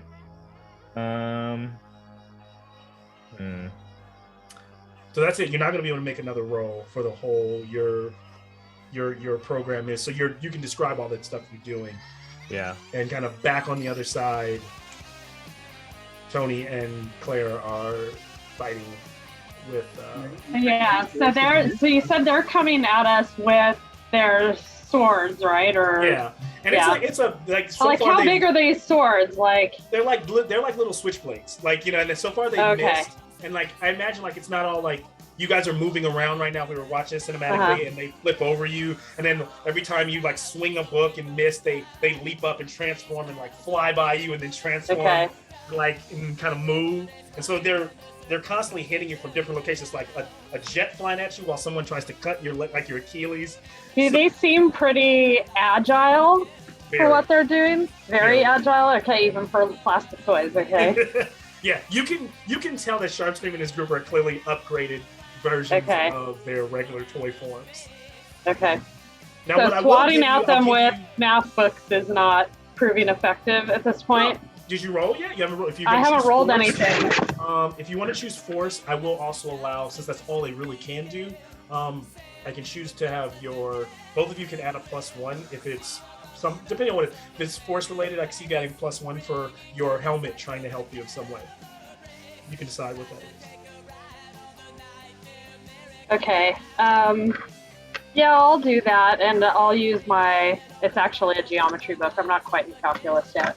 But I will try to swat one. I'm sort of trying to dodge them as they're going through, and almost like they're these flies in the air, large plastic knived flies, but swatting them to try to whack them out of the air.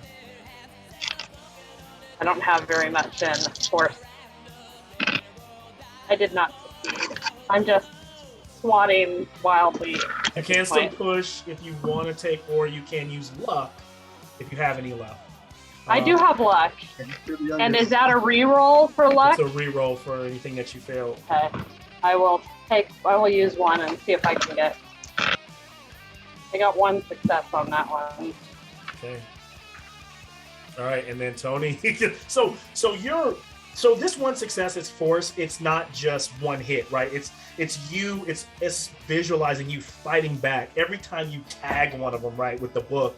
And there's a moment where you tag one of the book, and one of your little guys like runs over, and Sharpscream is about to like literally the beak of the ship is about to hit you in the side of your dome, and he like jumps onto your head, and he slams into that like styrofoam, and he like tumbles over. Mm-hmm. Shit! And he tumbles onto the ground and goes back fighting. So you guys are kind of getting some success here. Tony, what are you doing here? I'm gonna apologize to my helmet. I'm gonna pick up my helmet, and I'm gonna use the helmet to try to absorb the force punches as they come at me. To try to get like a shield. Like a styrofoam shield. I can use it while it's stuck to just slam it against the wall or something. It's still gonna be forced, but I'm sacrificing my styrofoam helmet to do it, which is probably.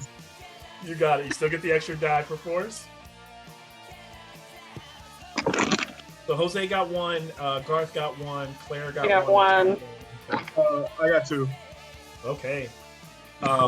If possible, I would like to break one of these sword arms off. I'm smashing it against the wall, so I can become chase number 2. I need some sort of weapon here. This is bad. What are you trying to do? Say that one more time. Well, like I was trying to get its swords as it's flying at me or as it's coming at me stuck in the styrofoam helmet, and then as it's stuck, use that to slam it and try to like disable the thing. But I want the swords to still be stuck in the helmet so you can take them out. Yeah. And just like that, like bam, it slams them down, finishing off a couple of them. And now, when it's all said and done, kind of in this moment as you stand there, you destroyed both of Sharpscream's cronies, and now it's just Sharpscream. And he's like, I can take you out both myself. And you didn't even feel it. All the adrenaline's rushing as you and Claire step back. You realize he's actually cut you a couple times. Back on the other side, you short circuit that one and manipulate it. What are you trying to? Are you trying to control? Yeah. Or are you trying to like? No, I got it. I redistribute. I change its target, like enemy, to the love bears.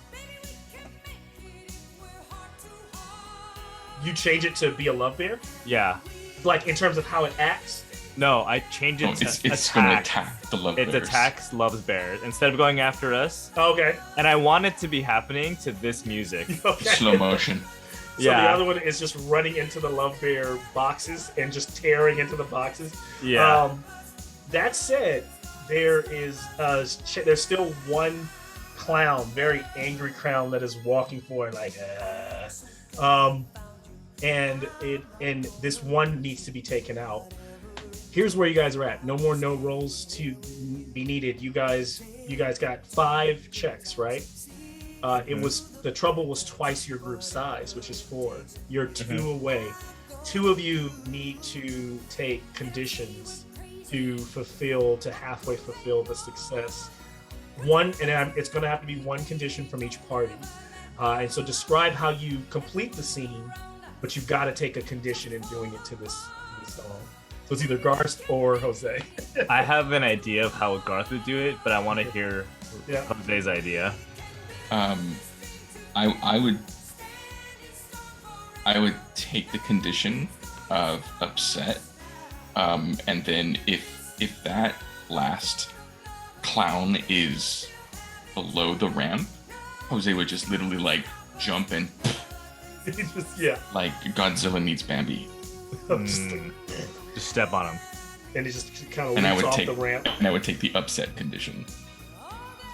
Nice. Okay.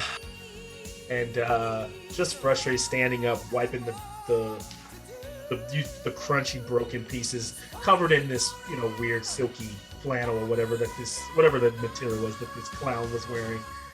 Its little red eyes peter out. Back on the other side, Starscream says, forget this. And his guns come out and he aims them towards both of you. And he's about to start popping off shots. This will definitely alert. It will be loud. And he kind of uses his boosters to like levitate off the ground. What do you do? How do you flying with guns? This dude had a walking clown. What is this about? It's all the same. Come on, it's Tails. Our plastic toys attacking us. Yeah. Tony gonna go ahead and take an injured condition, and he's gonna try to run and jump off of the barrel and try to do some sort of Zach Taylor Black Ranger flare in the sky. Yeah, use one.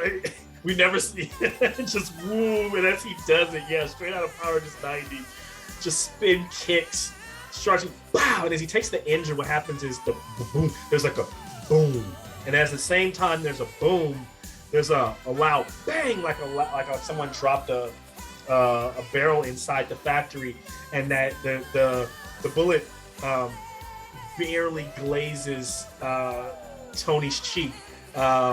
As his helmet is like right there, is like the bullet kind of goes through the side of the helmet as it's transforming over its face. So there's just a little nick. He's got like a little battle wound, a scar, and kicks the shit out of the Starscream, who slams against the ground, hits the ground, and sparks sizzles out. At the same time, we're watching the clown sizzle out,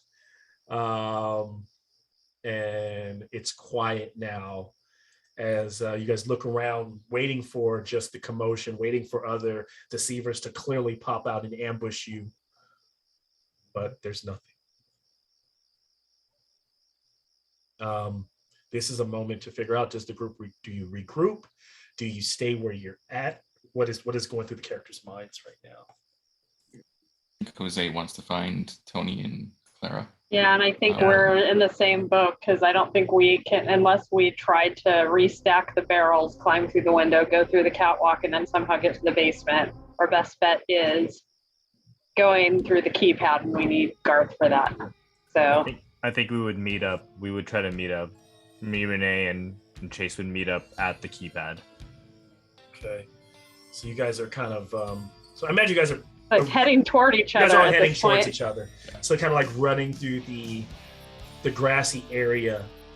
You guys all stop and you see each other there and you approach. I'm sure there's some form of explaining like what just happened as you all get caught up. And then we just got attacked by Starscream and his cronies. We got attacked by love bears and clowns. Clowns?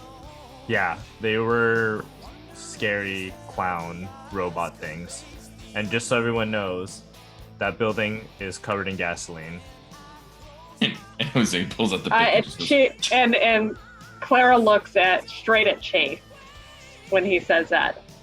Gasoline? No. That was your brother. And then she looks at Garth. Gasoline? That was the only way that we can try to like destroy the whole thing. They were trying to ship all these robots out to the rest of the stores, and they were even putting them in other types of toys as well. Are you guys okay? Yeah, we found the door to the basement, but there is a keypad entry, and it looks like it would trigger an alarm. So we need your help. Yeah, let's go check it out. So a giant Overwatch eye inside this factory thing. I don't know how much it sees, but we should be careful. Okay. All right. Now I know you guys. A lot has gone on. I've been pretty forgiving with the situation. So even though the factory is pretty loud, I'd like to. I think one person needs to give me, whoever's kind of leading the group with the strongest sneak. Give me a sneak with a +1 for aid from everyone. I have a 4. I don't know. Does anyone have a higher sneak? I think Clara does. Yeah, 5 total. Mine's back down to 5 because I have a injury. So You have an injury? Yeah, he Yeah, took injury. injury. we had to take conditions to pass that last lane. So Oh, that's right. Okay. I'm injured. Yeah, Clara, I guess would be, and she's the one that told us about the keypad. So Okay. So did you say extra dice for You get an the extra die, so yeah, you get once you get 5, you get 6. Okay. I got 1. Okay, so you make it back to the pad, Yeah. the keypad, being very smart about you know where all the sounds come from. It seems to be, and this is all because you guys are on the back side of the factory, so most of the stuff is in the field. Most of the humans going back and forth between the warehouse go from the front section. So back here it's kind of like dark. You feel like you kind of got this, like no one seems to be watching it, and you get a feeling that it also might be because there's so much confidence in this keypad being so hard to crack. This isn't some door you just access, right? It's not even as when you get there in Garth, when you look at, there's no place to slide the access card here. And I'll turn it back over to you.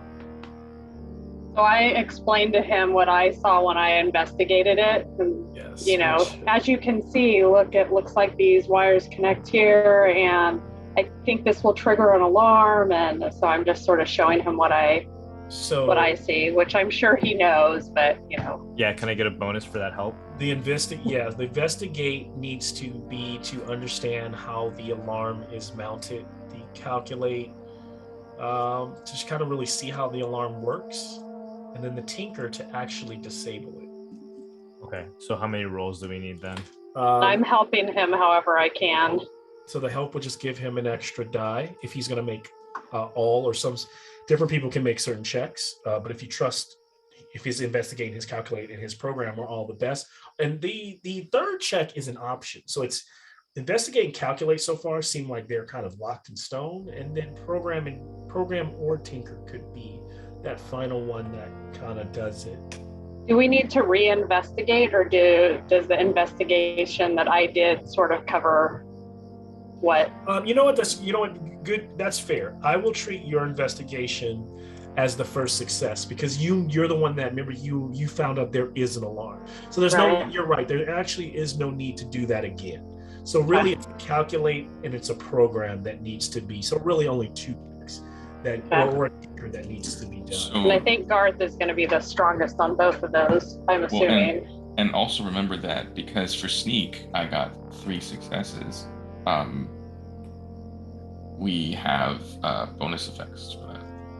Okay, what if you want to go and share those? The bonus effects for snakes are you find something unexpected, or you more. give a kid a success.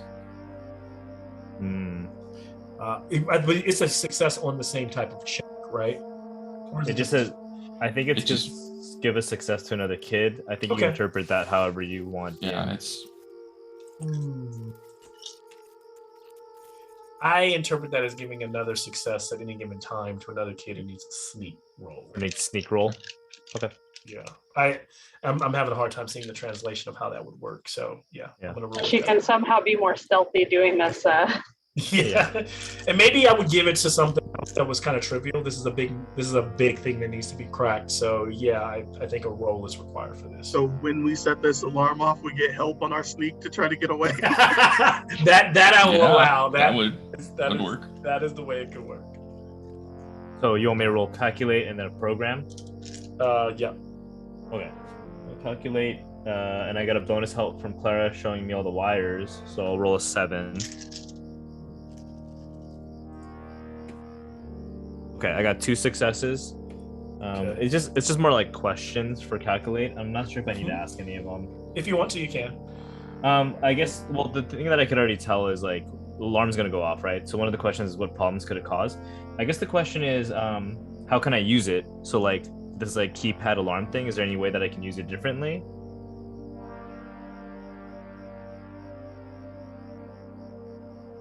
What do you mean by use it differently? I don't know. Maybe I'm like, if you could, I'm trying to think of what you might mean. I don't really have any questions for this. Yeah. I just want to calculate it, and then I think I want to silence the alarm.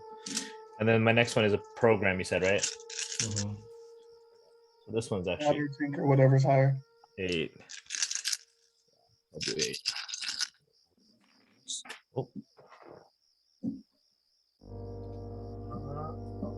I got 3 6s. Okay. 3 6s, and then the bonus effect that I want to use is we'll do it quickly, and then you don't need to roll to overcome this exact same trouble in the future. So if there's another keypad I run into, I just want to be able to bypass it. Yep. And there's you all kind of like center on Garth working. Suddenly that little red light, beep, beep, beep, beep. That red light goes beep, and it goes to green. And then and this large, heavy metal door opens with a hiss. And then it goes, the little green light on the pad goes back to red, and it just continues to kind of like bleep. But the door is open. It's quiet. You don't hear it. You still can hear the buzzing and the working above. What do you do?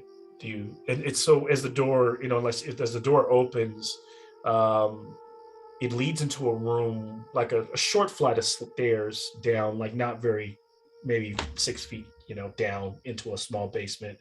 The room, the floors and the walls and the ceilings are all made of like gray concrete. This area is littered with fragments of the factory's history. And among the scraps, there are 2 large, inactive, when I say large, larger than you all as kids, 2 human, large, maybe male-sized, big man-sized bodies, robots. More the traditional types, not these transformer, not these really cool ankles, but more the, kind of bobblehead, big eyes, something that you've seen serving you your corn dog or your ice cream at the local, at the local mall, kind of laying there. And they're both next to each other. And each body is labeled A and B. Along the basement walls, there's an old server tower with 3 data banks. Each of the data banks, while everything else is dusty and old, those data banks appear to be brand new. And it appears that only a bundle of cables are connected to A, and the other cables are no longer connected to B. As you look around, there's also a series of worn old barrels, all of them saying warning explosive material along one of the walls. They look like they may contain some kind of chemicals used in the manufacturing process. These are very similar to the barrels that you saw and that a couple of in the warehouse. And then there's also a spiral staircase and an elevator across the room that probably lead up to the first floor to the factory itself. I will now share to kind of bring on, I should have shared it before I did all that explaining, but I'll share the basement layout in the chat.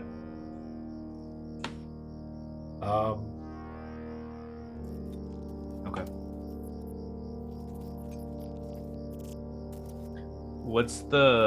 Is the back and forth, is that an elevator?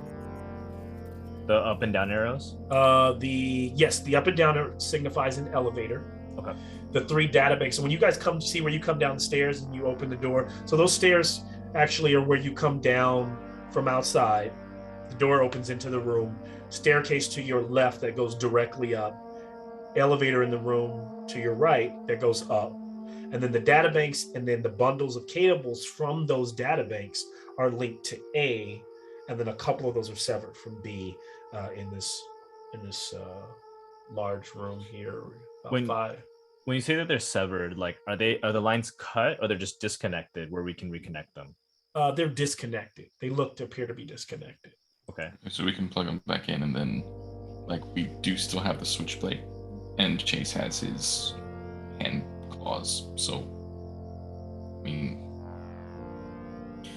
yeah. So I carried an Invictus with me. A knows we're here. That's it. Say that again. Tell me. When we choose to cut A knows we're here. Yeah. So I mean, I can try Pretty to. sure A knows we're here anyway. All right, let's do it. I can. Okay. So I'm gonna go and try to connect, or I'll tell Claire like, okay, Claire, I'm gonna go to the data banks, try to plug this into B while I work on the data banks. And like maybe I don't know, maybe I take Invictus with me to like go to the data banks, or should I put Invictus with Clara to like go to the robot? With Clara to the robot. Okay. So I give her Invictus and I say, And hey, what is his? What is he? Is he just the little?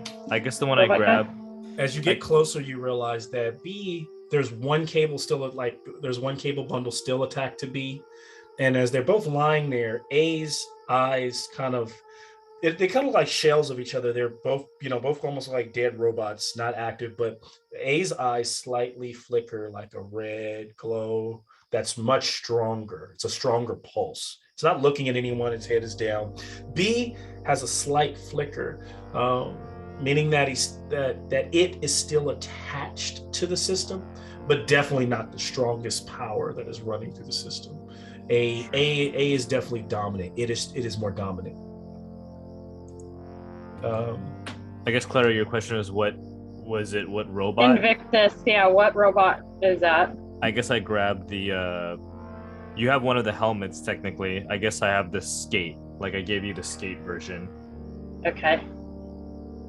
Also in each of the data log, much like the boxes, there's an area, of course, to try to like data hack into them, and then there's also like a metal door on each one of them that says control system on each one.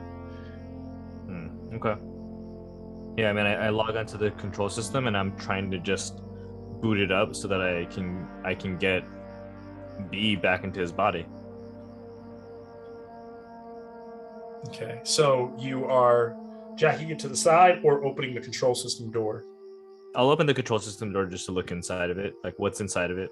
So inside there's a screen inside that's running kind of systems inside.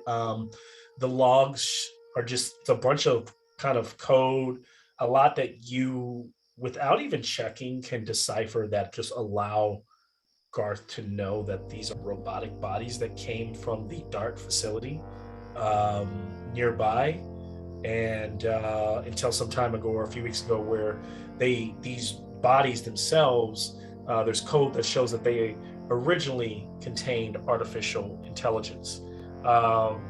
Now, there is a space to try to hack or program, or, and if you try to go into the system, you can try to get more information, like or do what you're trying to do, So that's just kind of the free information that I can share with you now. I think it's two things. Like, I think Garth is definitely trying to program B back into his body, and that's where his energy is going to be. Like, he's trying to program B back into his body. He probably doesn't know that they're going to try to cut off A. So that's all the knowledge I have is like, I'm trying to get, and I think there's a little bit of like empathy there involved with like wanting to get B back online. I think being partly artificial, so I don't know how he's going to respond to A being cut off, but I mean, again, this is like a threat. So my big thing is I just want to program B back into his body. Whatever the rest of the party does, I'll kind of react to that. Okay, so give me a program check as you are trying to take and siphon whatever's left to B and put it back in their body. So does B look like he's fully plugged in? Not fully. Like there's pretty much a few cables that have been disconnected. He's not as clearly purposefully, like we said. So you could try to reconnect those as Garth. Can I use my iconic item, which is my Atari controller? So I plug my Atari controller to do work. Yeah. So I would try, because I'm cognizant that A has sort of these open eyes. I don't know if they're seeing anything, but am I able to get to B to do the plugging in but try to stay out of sort of the line of sight of A? So sorry, I was reading something. Say that one more time. So I want to help by trying to plug B in, but I don't want A to see me. Okay. So if there's a way to sort of go around so it's not sort of in his line of sight, if he's even cognizant of anything. I won't make you make a check for that because they're not actually using their sight or their eyes. It doesn't see you. Okay. So you can make that success and plug Okay. those back in. As you plug those back in, I will ask for a tinker check. Okay. If you succeed at this, you will give proud, sis. You will give Garth an extra die to his program check. I'm gonna use a luck point. I'm gonna use it up though. I did not succeed. It's okay. I'm still It proud of you. doesn't fit. So the successes I got 3 successes, the devil's number, and I use 1 bonus. I succeed on programming, but the 2 bonus effects that I want to use is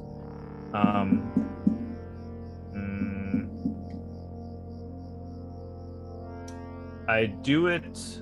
I guess I can't do both. What I want to do is I want to get new or unexpected information, and then I want to give a success to I guess Clara by just like telling her like, No, the green one. yeah, the green one. The green one goes there. Yeah, just by coaching her through like, putting it in correctly. So I give her back a success, and then I want to know any new or unexpected information. So as you're locked in, you start to, in your kind of computer mind's eye, you start to being fed information. And what it is that you start to discover patterns of data that resemble different thought processes. In these different thought processes, it appears that this system is a decentralized, and like it's decentralized and it's modular. And so it's designed to take these small units that can act on their own, but if they gather and collaborate, they become smaller.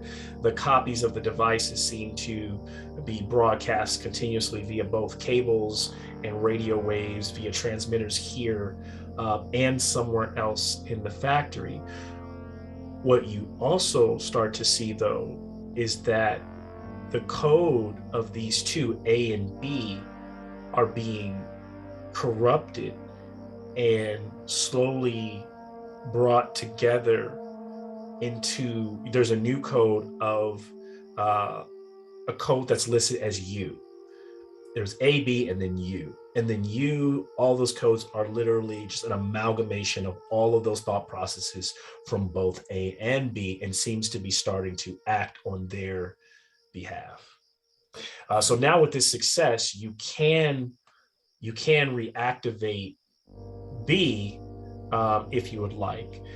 Taking what's left, you have 2 choices though here. Do you want to, Garth, take what's left of B, take everything from all the convoys and put it back in B, so B is just its own collective self, or put what's left of B that's in the factory into B, and then leave also the fragmented pieces that are still in the convoys that are hitting outside, right?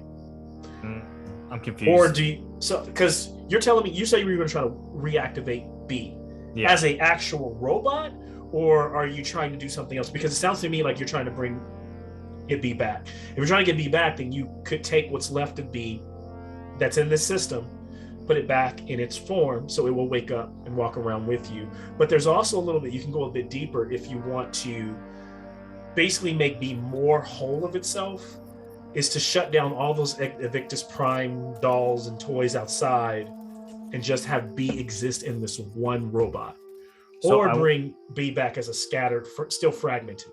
I want to do the second choice with the caveat that I want to understand how to bring a collective, how to bring a hive mind into a center unit, because I think that information is helpful in destroying what A is if we need to do that.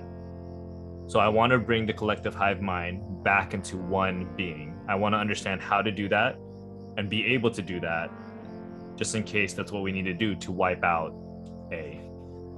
Okay, I'm trying to, and so let me know if I'm missing something, because we know how the hive mind works when they're collected together. Are you saying that are you trying to make it where every convoy is all B, no matter what, no matter how far they are, no matter what the distance? Maybe I'm confused because I guess I'm confused on how bringing them all together or bringing them back together. What are you asking me to do there for B? I guess I'm trying to bring B back into his body. Yeah. That's it. Like, I'm trying to bring B back into his body. Okay.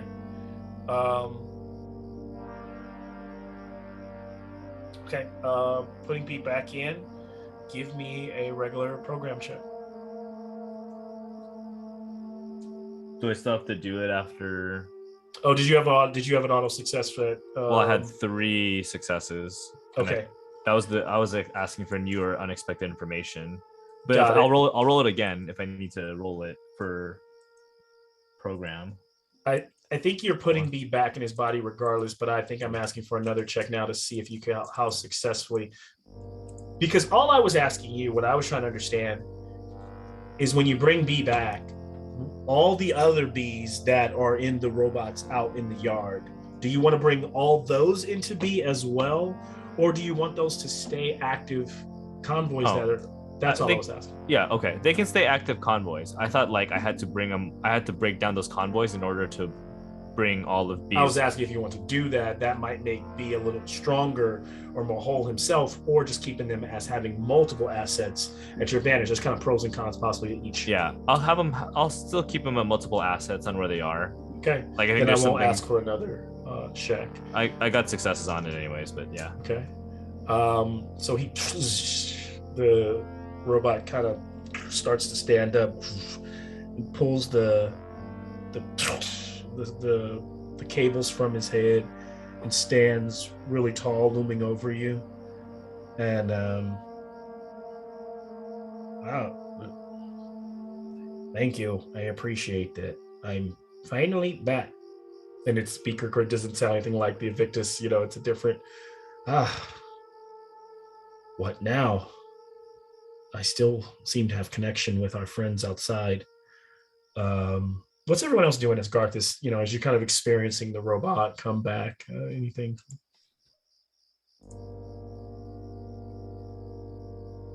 Jose's probably cutting into the wires connecting B just to make sure that we can sever them. Into A completely. So you're severing the wires into A? So, right, he's just not unplugging anything because we don't want to know what that's going to do yet, but like using the knife to kind of get through the cord and into the wire, so it's just easy to just stick the knife in there and then snap. Okay, but he's not stripping the wires. Stripping the wires, yeah. Okay. Tony's probably just trying to move barrels in front of the elevator. So if something does come down, hopefully that slows them down a little bit. But also trying not to blow anything up. So just moving. No fire involved. So once I was done sorting out the cords, I'm going back to Garth and taking a look at what's happened, what he's doing. So, and I don't know what Chase is doing. So he's probably doing something bad. So Chase suddenly is like, he's kind of standing there, he's kind of sweating. And he kind of grabs his neck and he's like, I don't know. Well, that's kind of weird. And then he just passes out. And as he does, A lifts its head up and looks at Garth. And he goes, I see you. I am A. I am Megaton. I still function. And then you hear a new voice comes out of A as the eyes kind of change. They become more sinister, like his round blues goes.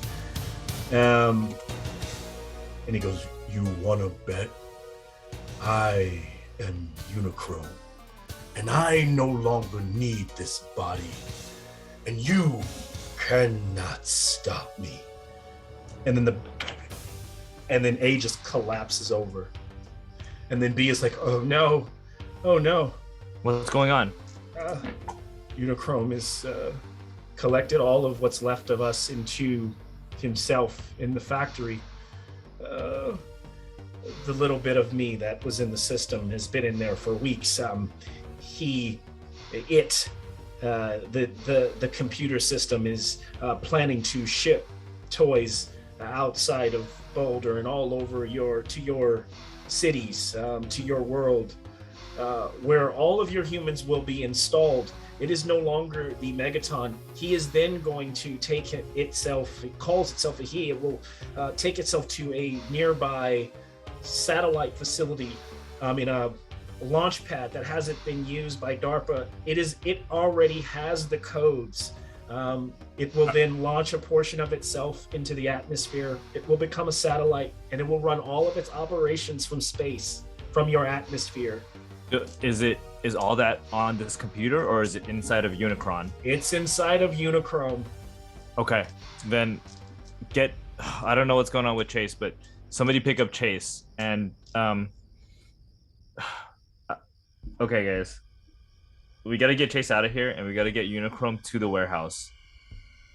And then you hear like upstairs, you can hear like starting of like trucks, and you hear people like, yeah, get going, can ship this stuff out now.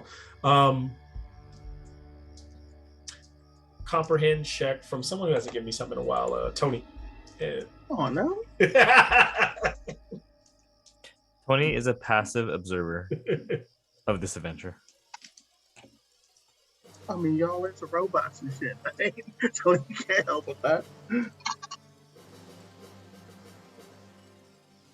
Tony is going to use one of his 2 luck points to re-roll that. I feel like it's important that we comprehend something here.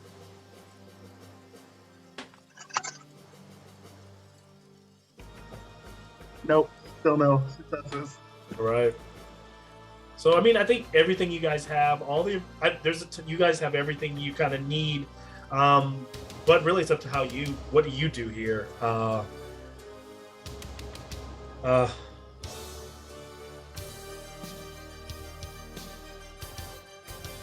guess I'm trying to lure Unicron into the warehouse somehow.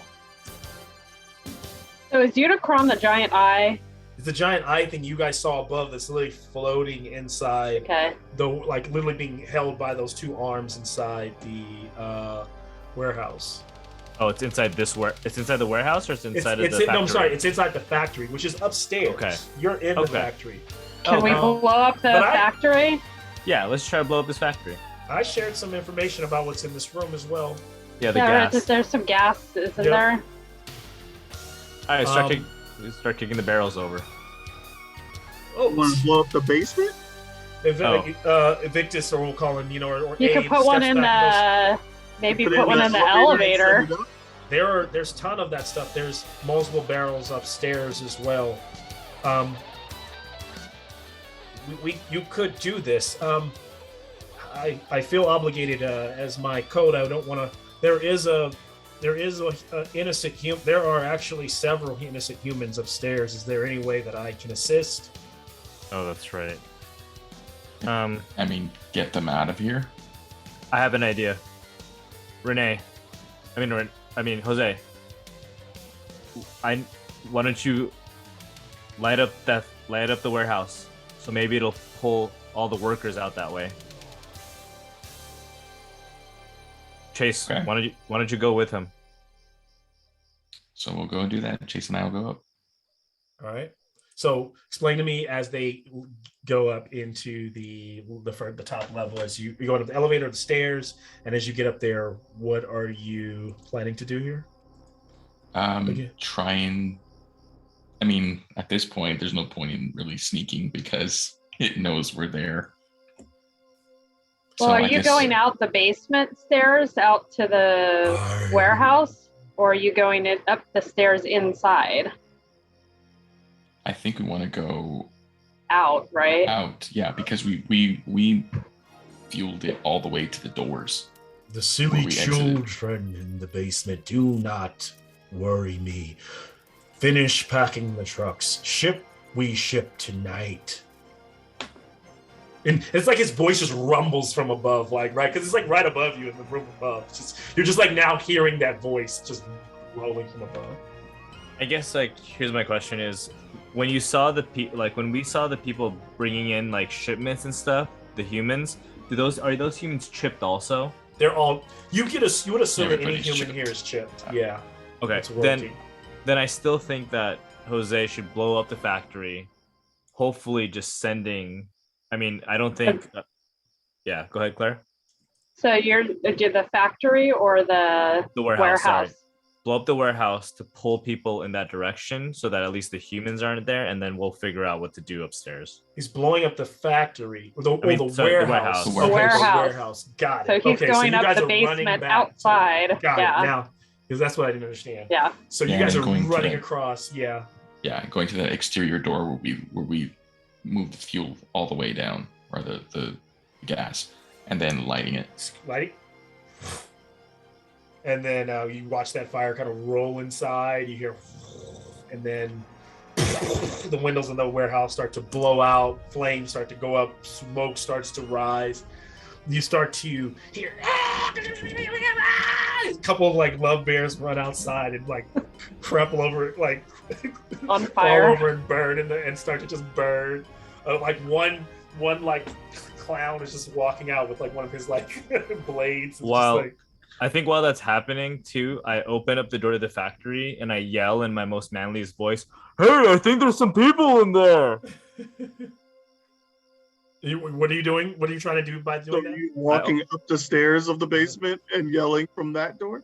Or I'm yelling through the door, like through the door to let them know in the warehouse, like, "Hey, I think there's some people in there."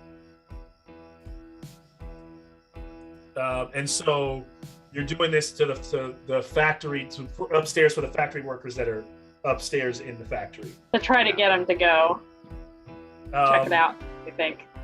They give me, what would that be? That'd be like a deception roll. Yeah, give me a deception. I I mean, what is that on the? It's in the character sheet. Is there anything like that? I don't know if there's a roll. Yeah, no, they don't Charm? have. It would. Charm. It's a charm. Yeah, give me a charm check. And since you're That's a robot, I imagine you not- kind of like throw your. Well, voice. that's not my best roll, but I did that as a thing. No successes. So Can are I, you? And are you walking up the stairs at least looking into the factory when you say like kind of like come peeking around the corner so you gotta get a view, or you just yell? Yeah. Like I'm looking to see like, is anyone else concerned about that huge explosion Yeah. that just happened?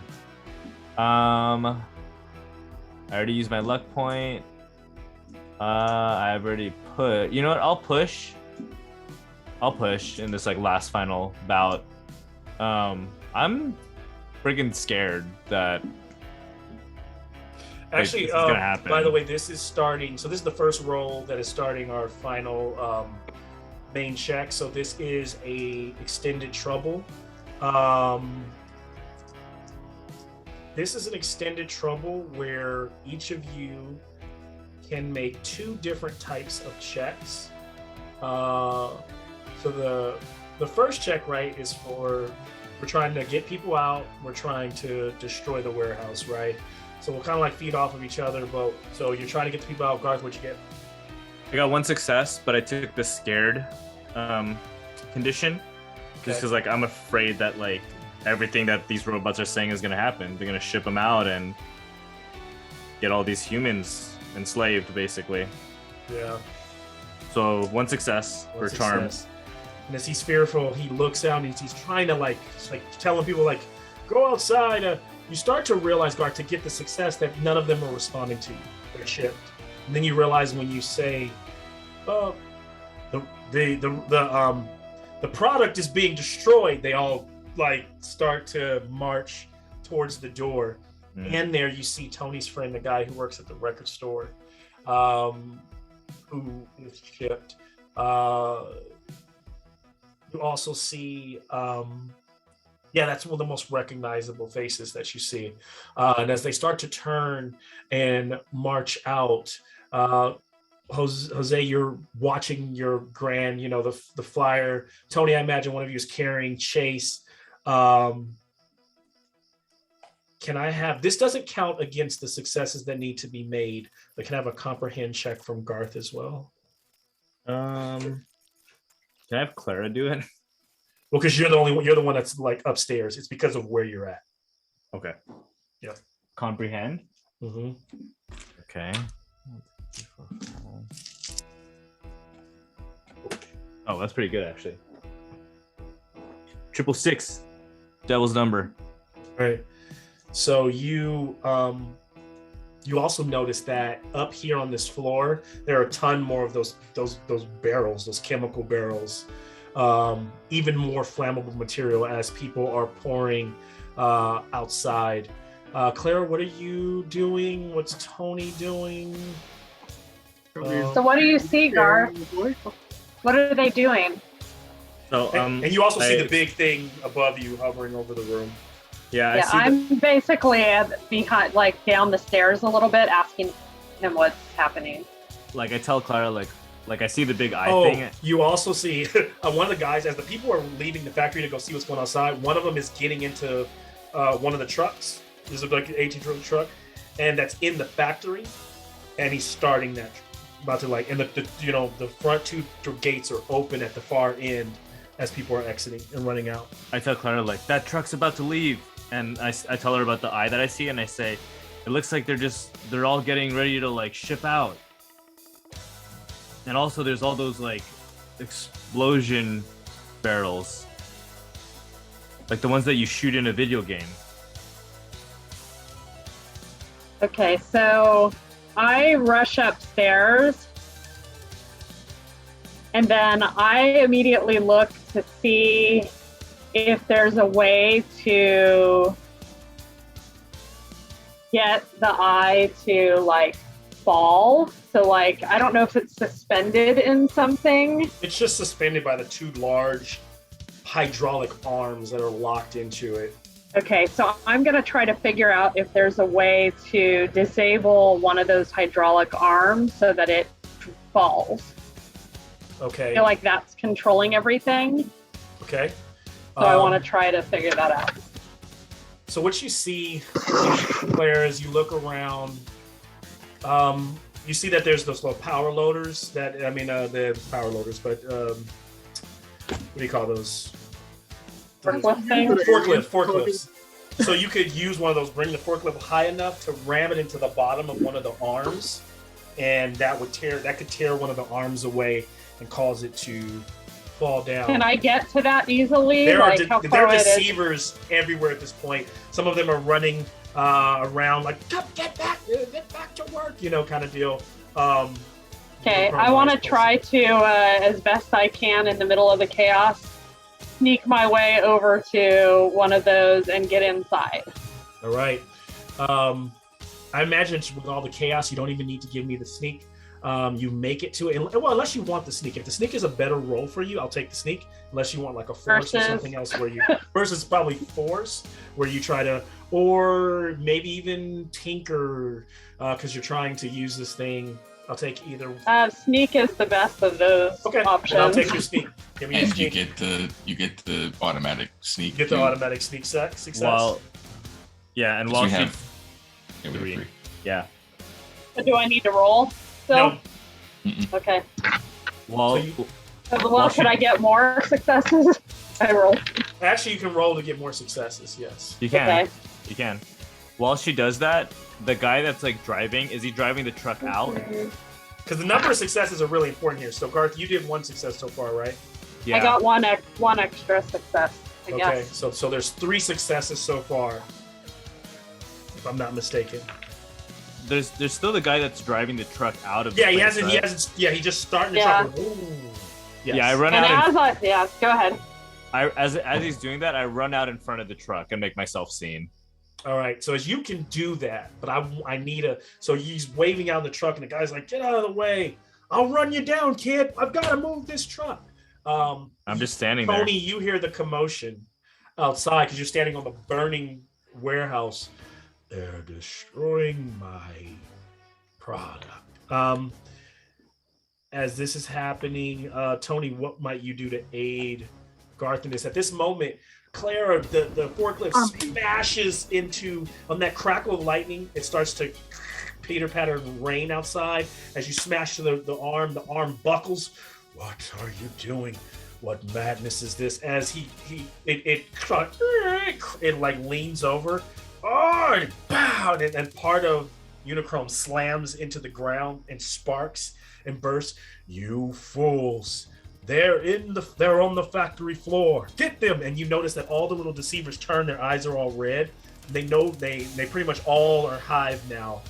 And there's a bunch of them, and they're descending down on Claire, Garth, all of them. What might you guys do in this situation? And then Tony, what might you do to stop the truck? The messed up part about this is that I was told to take care of our passed out friend. Of Chase. So I feel like carrying Chase into the factory floor might not be the best friend thing to do. So I feel like carrying him. Leave him You in the can leave him basement. out there on the asphalt, the grass. He's kind of I feel like I need to go leap backwards and leave Chase you outside. got to, yeah. A goes. Do you want me to watch him? A says that? I'm not In the basement? B. Oh, sorry, B. He came back? B didn't go with you. B's still in the basement. So I mean, B's not gonna sit in the basement. So do you guys? I imagine he's gonna like run outside and run around and try to help. Well then, if it's not outside, then it would be where Garth is, kind of standing there on the factory floor, looking around. You want me to call my others, or should we wait? What can I help with? Give him the signal. That was the signal. Did they Like not get the signal? The blowing up signal- building, is that the same signal? The signal was the building on fire. I need all the convoys to converge on this location right now. He goes, all right. And so outside you see all of the convoys, talking all the Invictus Primes, kind of like standing up out of the grass. They're pouring across towards that couple hundred feet towards the factory, and they're fighting deceivers on the way there, crashing. Pieces are kind of coming at the screen as robots explode left and right. But there's one Invictus at the front, like, come on, we can do this. They fall tonight. Back inside, he's like, they're on their way. So I guess I give Chase to B, because that sounds safe. And I don't know what's going on. I gotta go upstairs. So you go away from Chase. You show up, and now you're standing. I mean, you're going to where everybody's at. So you're in the two where the two doors are open. There's a truck. You see Garth trying to stop this truck, and this guy just kind of like about to like gut it, Tony, and try to run down Garth. What do you do? Golly, is there anything? The door closing will probably be too slow. I'm Door trying might to figure. be- Is there Barrels. anything? The barrels of flammable stuff. I can climb. Y'all want me to climb? I can climb. Up ain't helping nothing. No, I mean I can go. Actually, I'm gonna go Actually, with hold retcon on. here. The guy in the truck that got in the truck is your boy from the record shop. Yeah, that makes sense. It's your boy from the record shop, so you've known him a long time. And he's like, he's clearly chipped. He's not thinking right now. You guys both have music in common. He's chips. The only thing I can do is he's chips. You know, like he only cares about the You product can right break now. through his chip. I mean, I could go up there and Music use my can boombox and break the transcend. chips, but he might not survive that. Yeah, I mean, Tony can climb up in the truck and start playing his boombox. He's probably got Madonna in there still, unfortunately, but Would he play something that? What do you think he might play, or what might he try to? Is he like trying to bring him back? That's what I'm saying. I'm asking, are you doing that, or you can try something completely different? But I'm just telling you to make it more it's your boy. So whatever that means, it might not be playing music. I don't know what it is, and it doesn't even mean jumping into the truck. If it is jumping into the truck, that's fine as well. I also know my last couple scenes on what I want to do, but like I want to hear what the rest of the crew is doing. Nah, Tony will hop into the truck with Bob. Tony thinks at the very least, I can get this truck to crash. At the very least, this thing's not leaving this warehouse. Yeah, I think Tony would shove the Tony would shove the boombox. He would turn it on, and it's gonna have. I mean, what's not copyrighted? What we got? What we got on there? No, do whatever you. I'm not worried about it. I didn't send you anything. Oh yes, you didn't send me anything. So I'm asking you, what do you want me to look? What do you want me to search? What do you want me to look up? What would you want me to play? Unless that. What's in your boombox? What's gonna bring your friend back? Yeah. Man, oh. I do have some songs for you on the list, but like they were. Yeah, I don't know. I don't actually remember what I sent you last. Sorry, I had. Parents Don't Just Understand. Ain't No Half Stepping. You got to chill. Yeah, we get. You gotta chill. Yeah, you got that seems to be it. That seems appropriate. Yeah. So as you light the boombox up, I'll give you a +1 on your charm, and let's see if you. Do I, in theory, get a +2 because it's my iconic item? It is his iconic item. He also gets +2 for his iconic item. Oh yeah, if you want to use your iconic item. So he's +3. You should probably get +3. That's fine. Charm? I would take 9. Nice. Because right now I'm about to shake and bake. The EICK is my name, I spell. Thanks to the clientele, yo, I rock well. I'm not an MC who talking all that junk about who can be who. Sound like a punk. I just get That's 4 successes on charm. I don't know what that Oh does. shoot! Okay, what is Charm. I mean, the things for charm are. So you got 7 total successes right now. I mean, I don't know if I can break him from the chip, but I will feel like the boogie is just too much for him. The boogie, yeah. Is there anything? It does say the ability to charm, lie, befriend, and make people do what you want. Okay. The bonus effects is like they keep believing you, you form a lasting relationship, they will take risks to help you, they'll try to persuade others to believe you, they're frightened, confused, or impressed, or they're infatuated. It's more of like romantic kind of charm, but as he slams on the gas, you realize you like you're like play the music, you hold the boombox up to the side, he's gonna hit Garth, and then suddenly he breaks and looks over at you, looks over at Tony, and then swerves out of the way, and as he goes flying by Tony, you can see that his head is bobbing. And his head's bobbing, the truck is driving down. It's not gonna hit like the perimeter fence, and he's kind of like losing control because the back is. Is there anything else you would like call to him to tell him? About to lose my anchor right here. It's all good.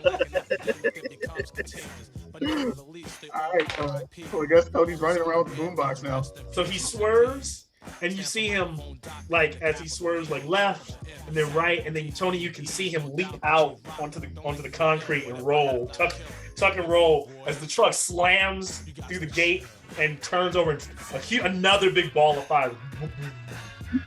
So now, like, the whole field, this dark, desert night, is lit up by a ball of fire up towards the north side of the fence. The warehouse is on fire. The only place that hasn't been burned is the factory. And, Unicron is inside, just angry right now. Deceivers and conveys are fighting everywhere. So 7 successes. Everyone has made like a check. Jose, what's Jose doing? What's Jose doing? So I guess Chase and I are heading back to watch this ball of fire. Chase is knocked out because of the chip in his neck. Babysitting him. So You don't have to worry about it. Just imagine you don't. He's kind of just laid out. Nothing bad is gonna happen. He's alive. Well, I imagine you guys laid in between there's a lot of space in this, field between the burning warehouse and the factory. He's not near any explosives, right? Like he's probably near probably like laid him under one of the old trucks. The fight is happening at the factory, so it's not like deceivers are running up and stabbing him. Plus, if they think he's one of them, he's just been short-circuited. Probably due to Unichrome putting him out because Unichrome took control of A and B, which allowed him to have control and access to Chase. So, is there anything else that we need to look and find? Because we have a role for that. Do that. Well, there is. I mean, you guys have. There's the explosives inside of the factory where Unichrome is. Do you plan on destroying that or not? Because you destroyed every place other than where Unichrome is what I'm. Yeah, unless destroying Unichrome is not. Do you want to approach him? Maybe. I don't know if there's another way out of this. It seems like you've gone the destroy everything route. So I don't know.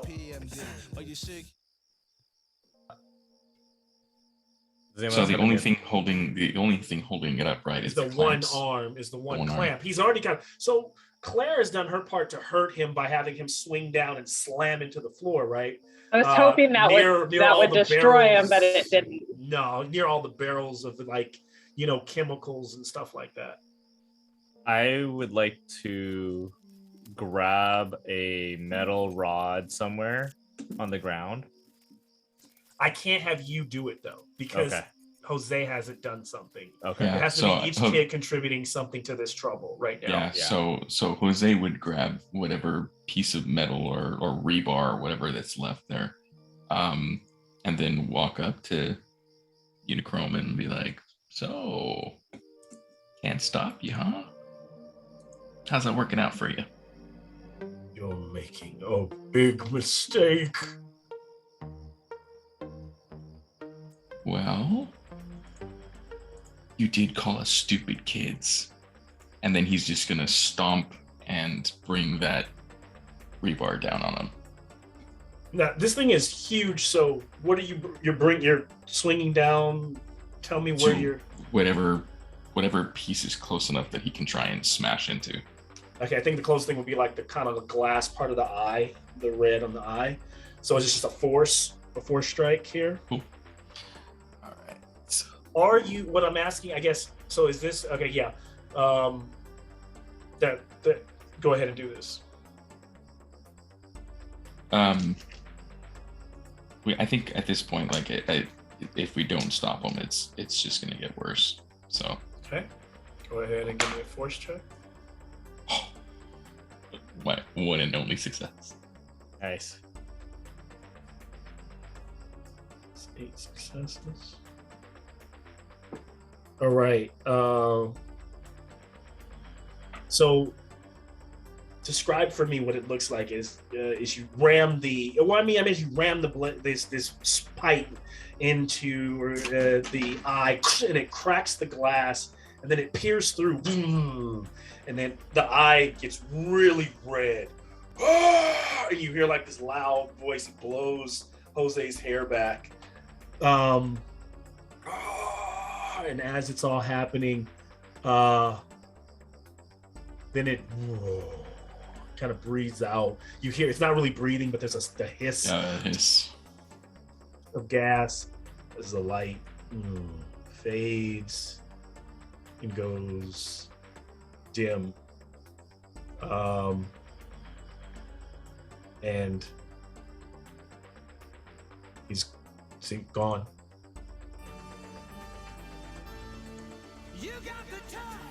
What does you all do in the aftermath of the situation here? People are so outside. There's still robots, convoys still fighting. People are kind of wandering and staggering around the fields like zombies still.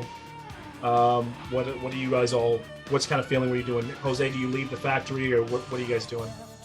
I think he would leave the factory, but then also check to see if, like, can maybe smash those chips or pull them. And as you're leaving the factory, you see this like woman run by you.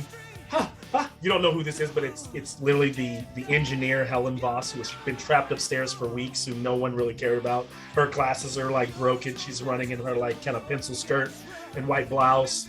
She just kind of runs out. She clearly never got shipped, but she's just running through the robots towards leaving. So is it clear that everybody has snapped out of it now from the ship? They have it. They're not doing anything. They're just wandering around the fields. And then, but except for Tony's boy comes over. He's like, his neck's kind of bleeding. He's like, I ripped that bad boy out. You did it, man. You did it. Thanks, Tony. Get the hell out of here, man. You brought me back, man. I heard it, and I heard the tunes, man. I heard the jams. This is not the place to talk. We can talk about it later. It's like a bonfire, bro. Look at it. This is pretty. It's pretty rad. And as you all kind of stand there silhouetted by the fire, suddenly something leaking, the canisters inside the warehouse go up, boom, boom, boom, boom, and the whole thing explodes, kind of blowing you all back, leveling. Many people fall over. They're on the ground, and you guys slowly stand up, soot covering your faces as you see the factory kind of burning there.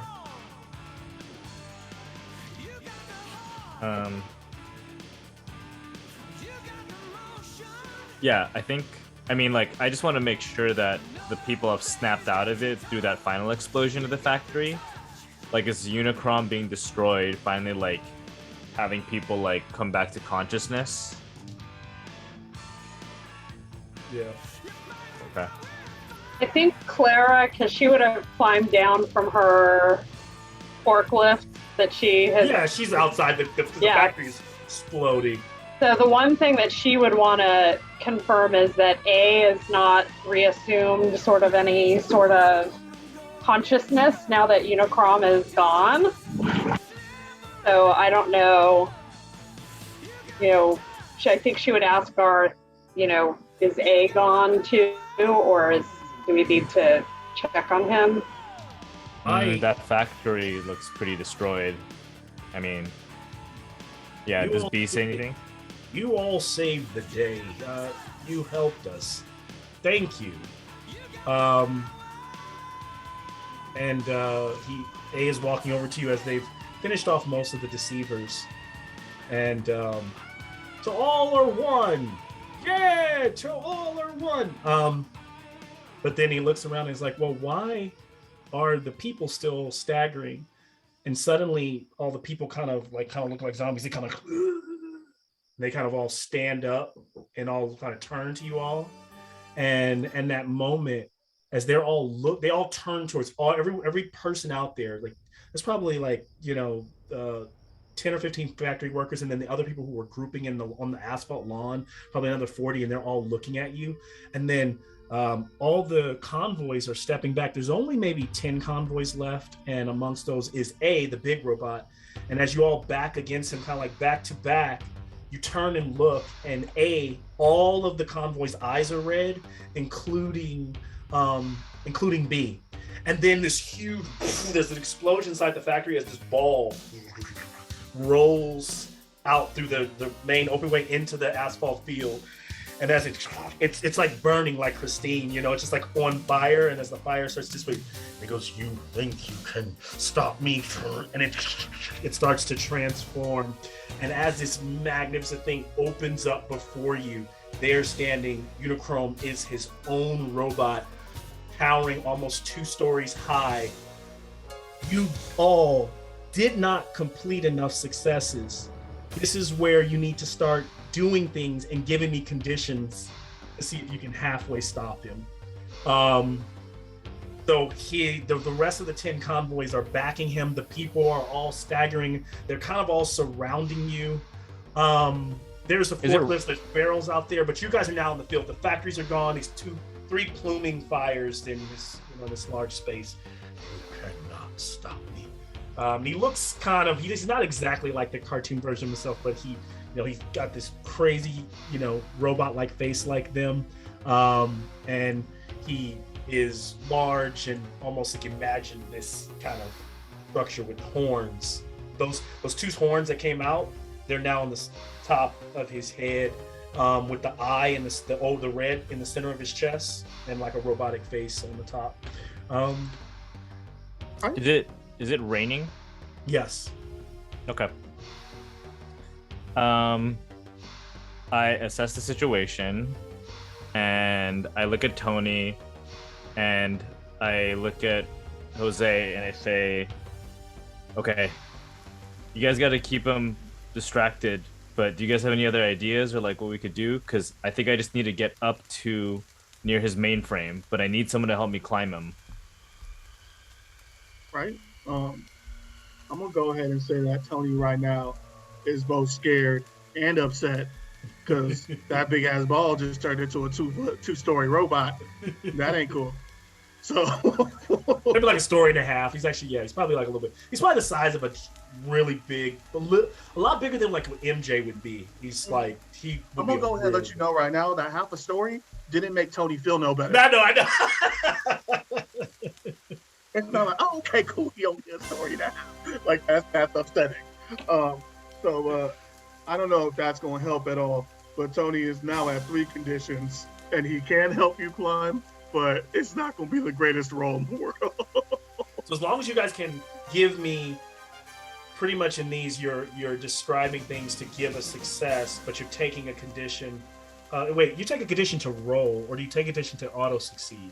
Are you in the phase where it's like you were in extended trouble, where you've already rolled and you failed, so you can't succeed, but you can get as close to, you can get like a partial success. Yeah. So I'm taking 2 conditions. You take the conditions, and each condition gives you a success, is what I remember. Yeah, okay. You see, guys, but I'm about to be broken if anything. So you guys are at 7 successes. So Tony would get you. So what is Tony doing? And so there's a moment where you total? I did 6 now. You can what? I had 4 successes. I just picked 2 more conditions. We're only at 7. No, you're at 7 before your conditions. You're at 9 now. But I need to. Here's what I'd like to do is I'd like to kind of So what's Tony trying to do, and then somebody else can kind of piggyback off of that. You guys can kind of work together. You need help to climb? No. Yeah. So you're climbing. Tony's going to climb him. No, I just need someone to help boost me, like to get me on top of him, because I'm trying to get to his mainframe. Okay, so if Tony boosts you up there to the mainframe, throws you up. Tony's super scared about having to get closer to this dude. That's not what he wanted to do. Okay, then what does Tony want to do then? Well, I mean, Tony wants to run. That's what Tony wants to do. What do you think what Tony wants to do? But Tony will help you climb this thing. So Tony, you're climbing too, or are you more so throwing him up there? It's like you're helping him climb? I need a boost. That's what you need. Yeah, I just need a boost. All he needs is a boost. I'll give him a boost. Yeah. Okay. And so he, as you give him the boost, you toss him.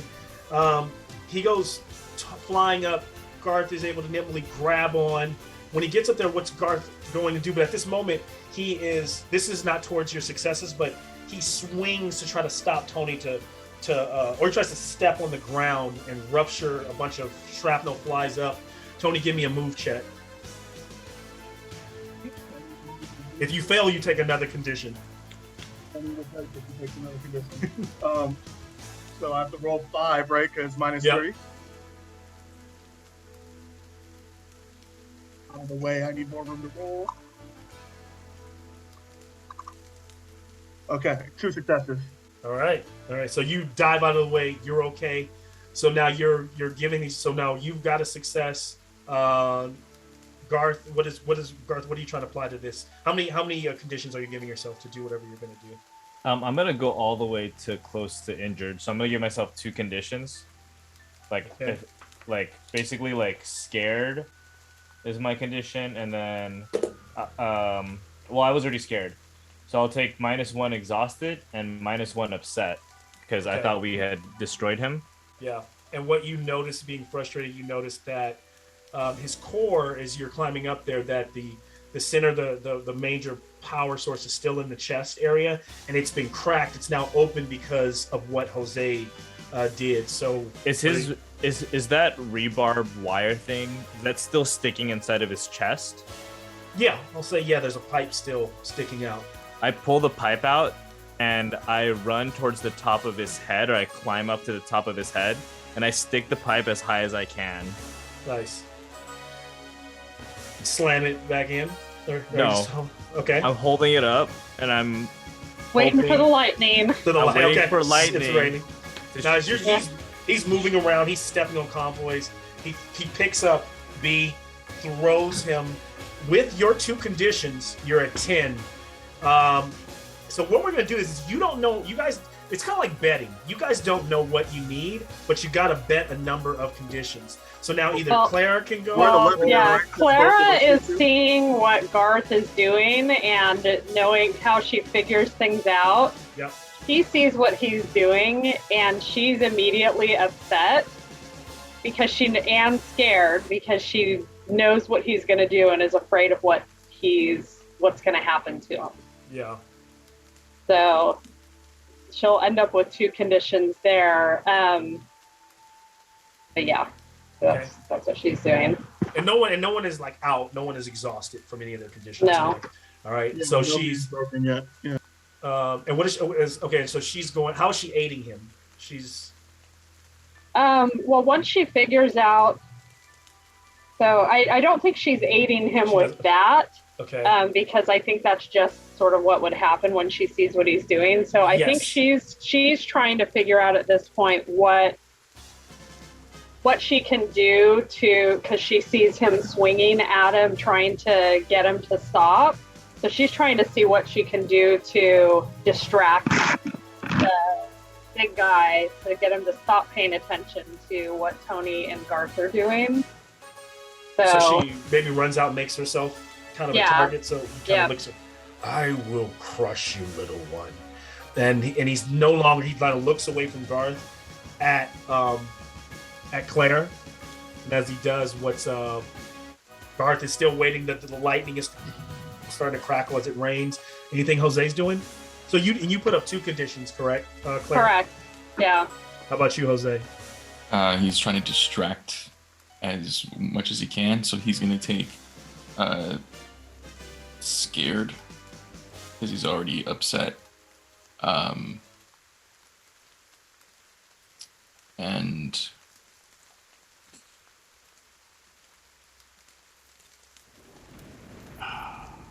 some of my other choices are exhausted and injured. And then what can you do in the moment just to help out? You know what Garth is going for. You're hoping it's going to work. You could even be engaging with people there's like people trying to grab you. You're like zombies. They're like, like the convoys are trying to grab onto you. Anything you can do to help your friends in the fight. Yeah, I think you'd probably grab any of the convoys. Actually, or even you look over and you see Chase. One of them is dragging Chase from under the truck, like a bunch of them dragging Chase. So I think that's what he would go over. Like he'd start yelling and then just try and he'd take injured, trying to help out Chase. So he's taking 2. So at that moment, you're helping Chase. Get away from my friend! As you go rushing in, you guys are all soaking wet. Garth is holding it up and holding the pipe up. And then just the shot of everything that's happening. And then this lightning, and then the lightning strike. Boom! It hits out of nowhere. It rolls through Garth. Garth, you start to shudder. And then as you shake and convulse, the lightning goes into his chest, into Unicron's chest. And he goes, "Oh, you can want to be me." And then he's boom, and his head pops off the top of his chest. Boom, and the whole body explodes into multiple pieces. Garth's body goes flying 40-50.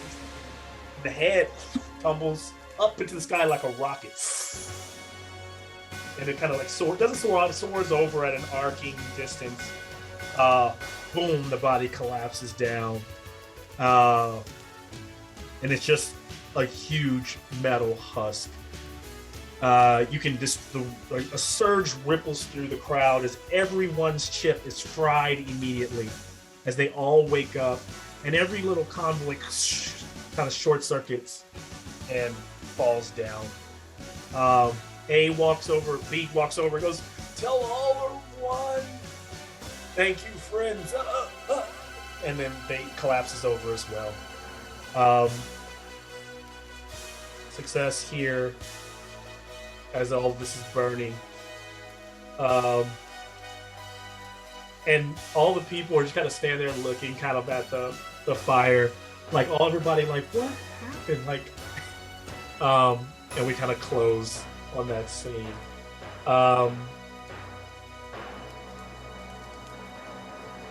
We pick up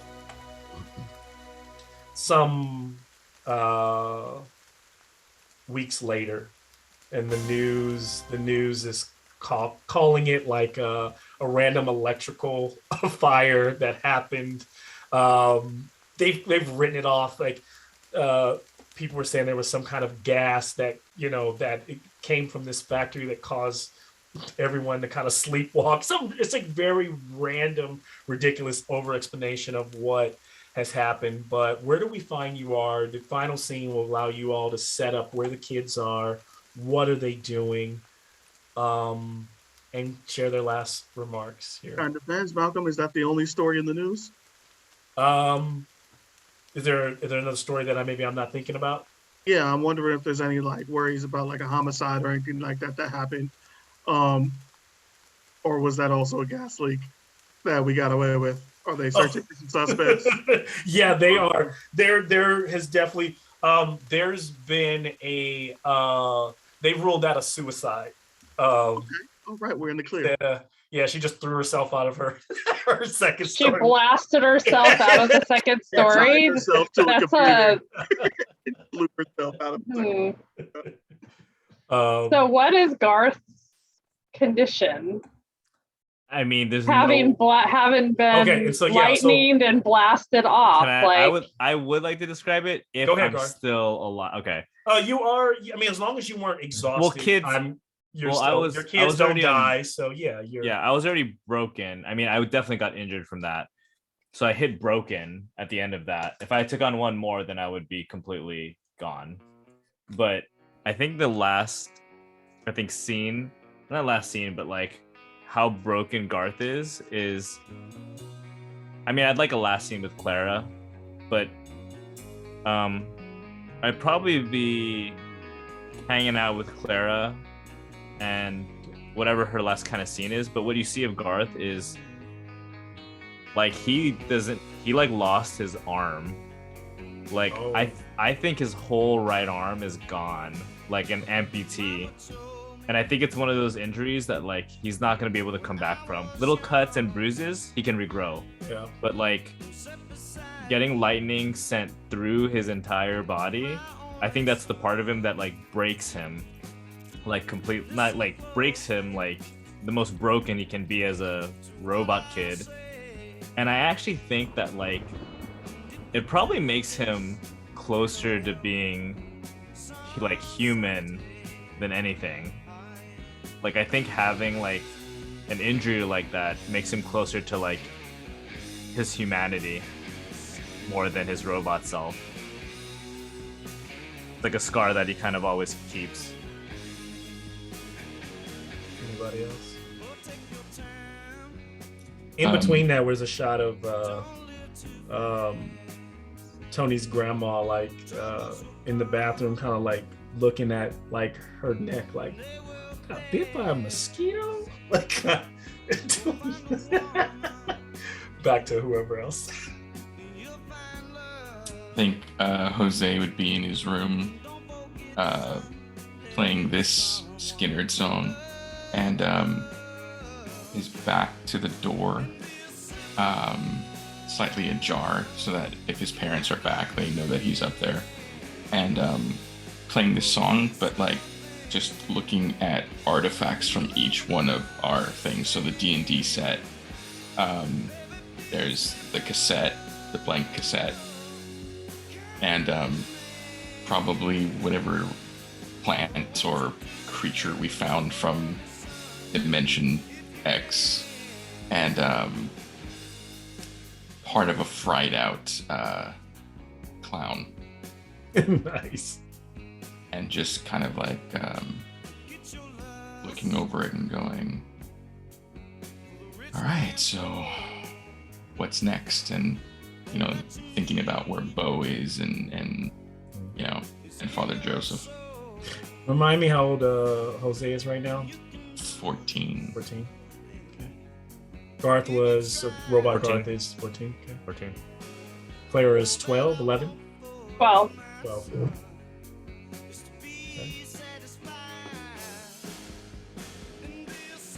Yeah, I mean, Tony would probably end up back with Bob, right? Because that's Grandma seemed like she was okay. She thought it was just a mosquito. Yeah. I probably would have told her that Garth got a little hurt.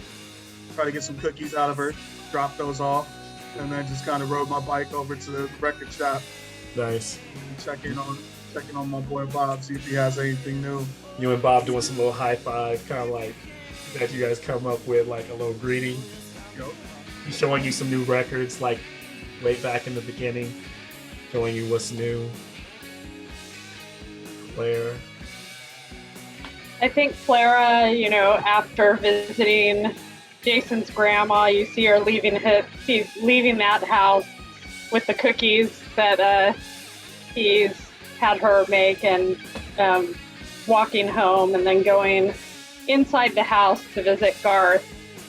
And he's, sort of like he's still there, but, she definitely sees, the various injuries that he has and feels even more like protective of him and is worried, like she thought, oh, well, he's a robot, so he's invincible, and clearly he's not.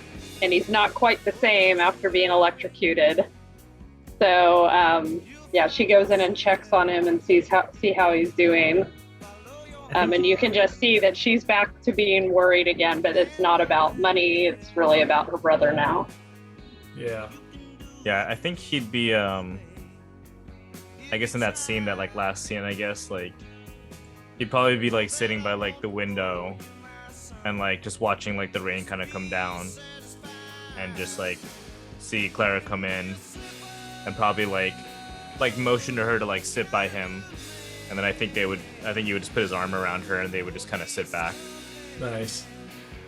And as they sit back,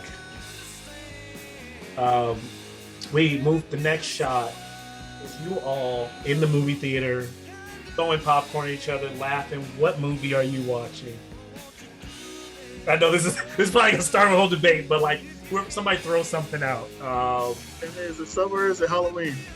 It's a good question. It's still summer. It's summer. You could actually you could move forward. We could move forward in time and make it Halloween. Actually, that's the way we could tie it in. Let's say it's Halloween. It's around Halloween now. Halloween of this like the same year, the or same like year of the same year. Yeah. So because you guys move forward in summer, nothing happens since then. We pick up on you guys, and we can tell it's Halloween by the decoration in the movie lobby. And what movie are you watching? I'll defer it to Jose or Tony or Clara. We 85? Is that what year are we in? It's 85. We're 80. I think we started in 85, but then you guys were gone for, so it's like 86. Oh, so it's like 86, 87, because you guys were gone for a whole year, so 87. Halloween 87. Oh, is that Hillary? Lost Boys? Is that Lost Boys on Lost Boys would be a good one. People are strange. All right, so we show you guys watching Lost Boys and a little Rolling Thunder here on the Halloween, and time goes on. And as we pick up on the next scene, we see Unicron's head in a facility and a bunch of guys in lab coats picking around and looking at it. And the eyes start to flicker, and there's a boom, there's a rush of wave as everybody's hair and clipboards get blown back. This surge kind of goes out across Boulder outside of the facility as it kind of flickers late at night. That scene passes on, time goes on. We're in a high school, and the doors open, and these kids walk through, and we're watching 16-year-old Jose, 16-year-old Garth, 16-year-old Tony, and 15-year-old Clara storming through. 14. She'd be 14 by that point. Yeah. Tony, 14, Clara. He excelled, so she's probably a year ahead. Like and Hey, with she in my class now. Yeah, dude. She got Tony's class. And Tony got held back. So now we're watching them a little bit cooler, still just going in high school, so not totally the cool kids, but not the little kids they were. We've seen them all kind of mature a bit as they're walking down the hall. Later on, after class, which one of you thinks you would have probably been the first one to start driving? Or to... Jose would actually have a car.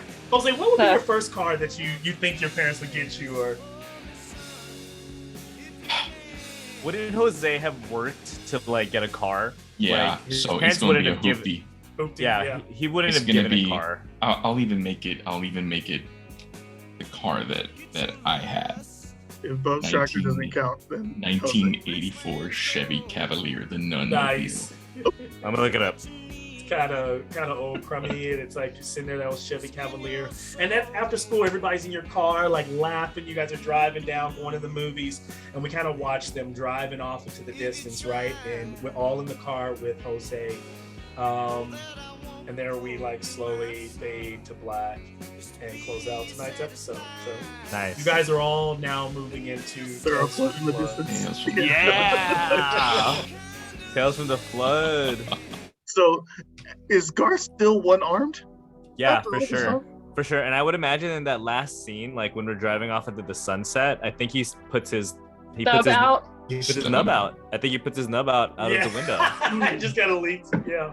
Yeah, like I think it's just his elbow, like it goes up to his elbow joint and he just kind of puts it out there. I don't think he would have gotten like another arm. Like I know there's that technology, but like maybe that's something he gets later on. I think having controller to it. Yeah, I think having one arm is something that he probably takes pride in. Like I don't think that's something that, not pride, but I think it's something that he doesn't want to do more to himself to make himself look like he fits in, because he knows he doesn't. Like I think that's the reason why he doesn't get a prosthetic arm. You can just turn you into Mega Man later. Which I'm hoping is gonna happen in this next, because I'm hoping that we're pushing into the 90s, so like this is kind of my era. So I'm excited for Tales from the Flood. We're still gonna be like, we're still kind of in the tail end of the 80s, but That's yeah, fine. So, Yeah. But we're going into those rule sets. And, Damn, I gotta start looking at those rule sets now too. Which we can die. I'm just saying. Yeah. Now, as the credits end, Tony's just come home really late from dropping everybody off. He gets out the car, he rubs it down, gives it a kiss or whatever. Goes and kind of turn, you don't love your car if you don't love your car if you don't turn back and look at it, right? He looks at the hoopty, goes in the house, throws his keys up, catches them. And once he's inside the house and we see his little light go off in his room, kind of pan down towards the car, the lights flicker, and the car turns itself on.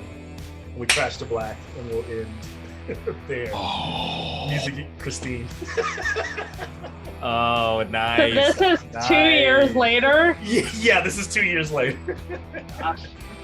That's the funny thing right now, because MJ was always able to turn into a car for us, and we fully was just like, nah, we don't need MJ, we're about to get another one. That's You know true. what's funny? I forgot he was supposed to show up, like, to help you all, but you guys seem to have it, so it was like, oh man. Well, I wanted to, but I didn't. I was just like, yeah, we didn't take a walkie-talkie, and I wasn't gonna be like, yeah, oh, he would. magically, It would. like- It would Oh, by kind the of force way. him to come out of Yeah, nowhere. it's No one like, ever I went to don't talk wanna- to him. No one ever it And- just never really. And I don't want to use like,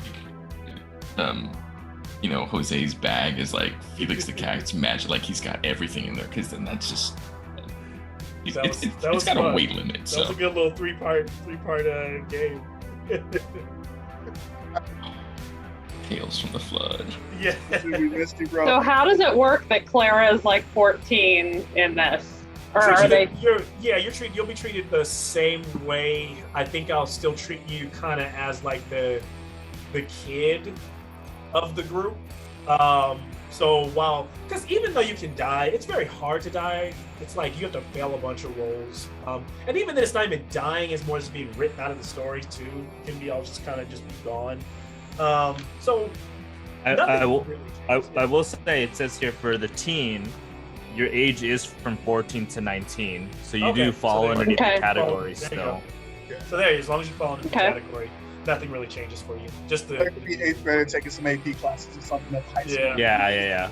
But like high school, I mean, freshmen can be 14 to 15. Well, not really, more like 15-year-olds, but 14. I have 13-year-olds who are in 9th grade. So yeah. Yeah, so that happens. But like, you would probably still fall underneath the same. That's what I was rules thinking. Is and like she leaves 7th consequences. grade and she's like in 9th grade, but she's like 14, which Yeah. would be an interesting dynamic to see how, because you talking about how she's starting to like kick it with more like girls and stuff now. So that might be a cool high school dynamic to play with. So did Richard get held back, or was Tony's getting lean. He's probably Yeah, I know. Where's Oh, yeah. Chase? Chase Still was, fun high. Chase was there in the scenes. He just was walking. He away just from dropped out of school and he just hangs out with Actually, us yeah, after he school. wasn't. Yeah. He was there in the car, but not at school, right? He's Yeah, always he's like never- outside waiting for you. he just I will- lives with me at this point. I will Yeah.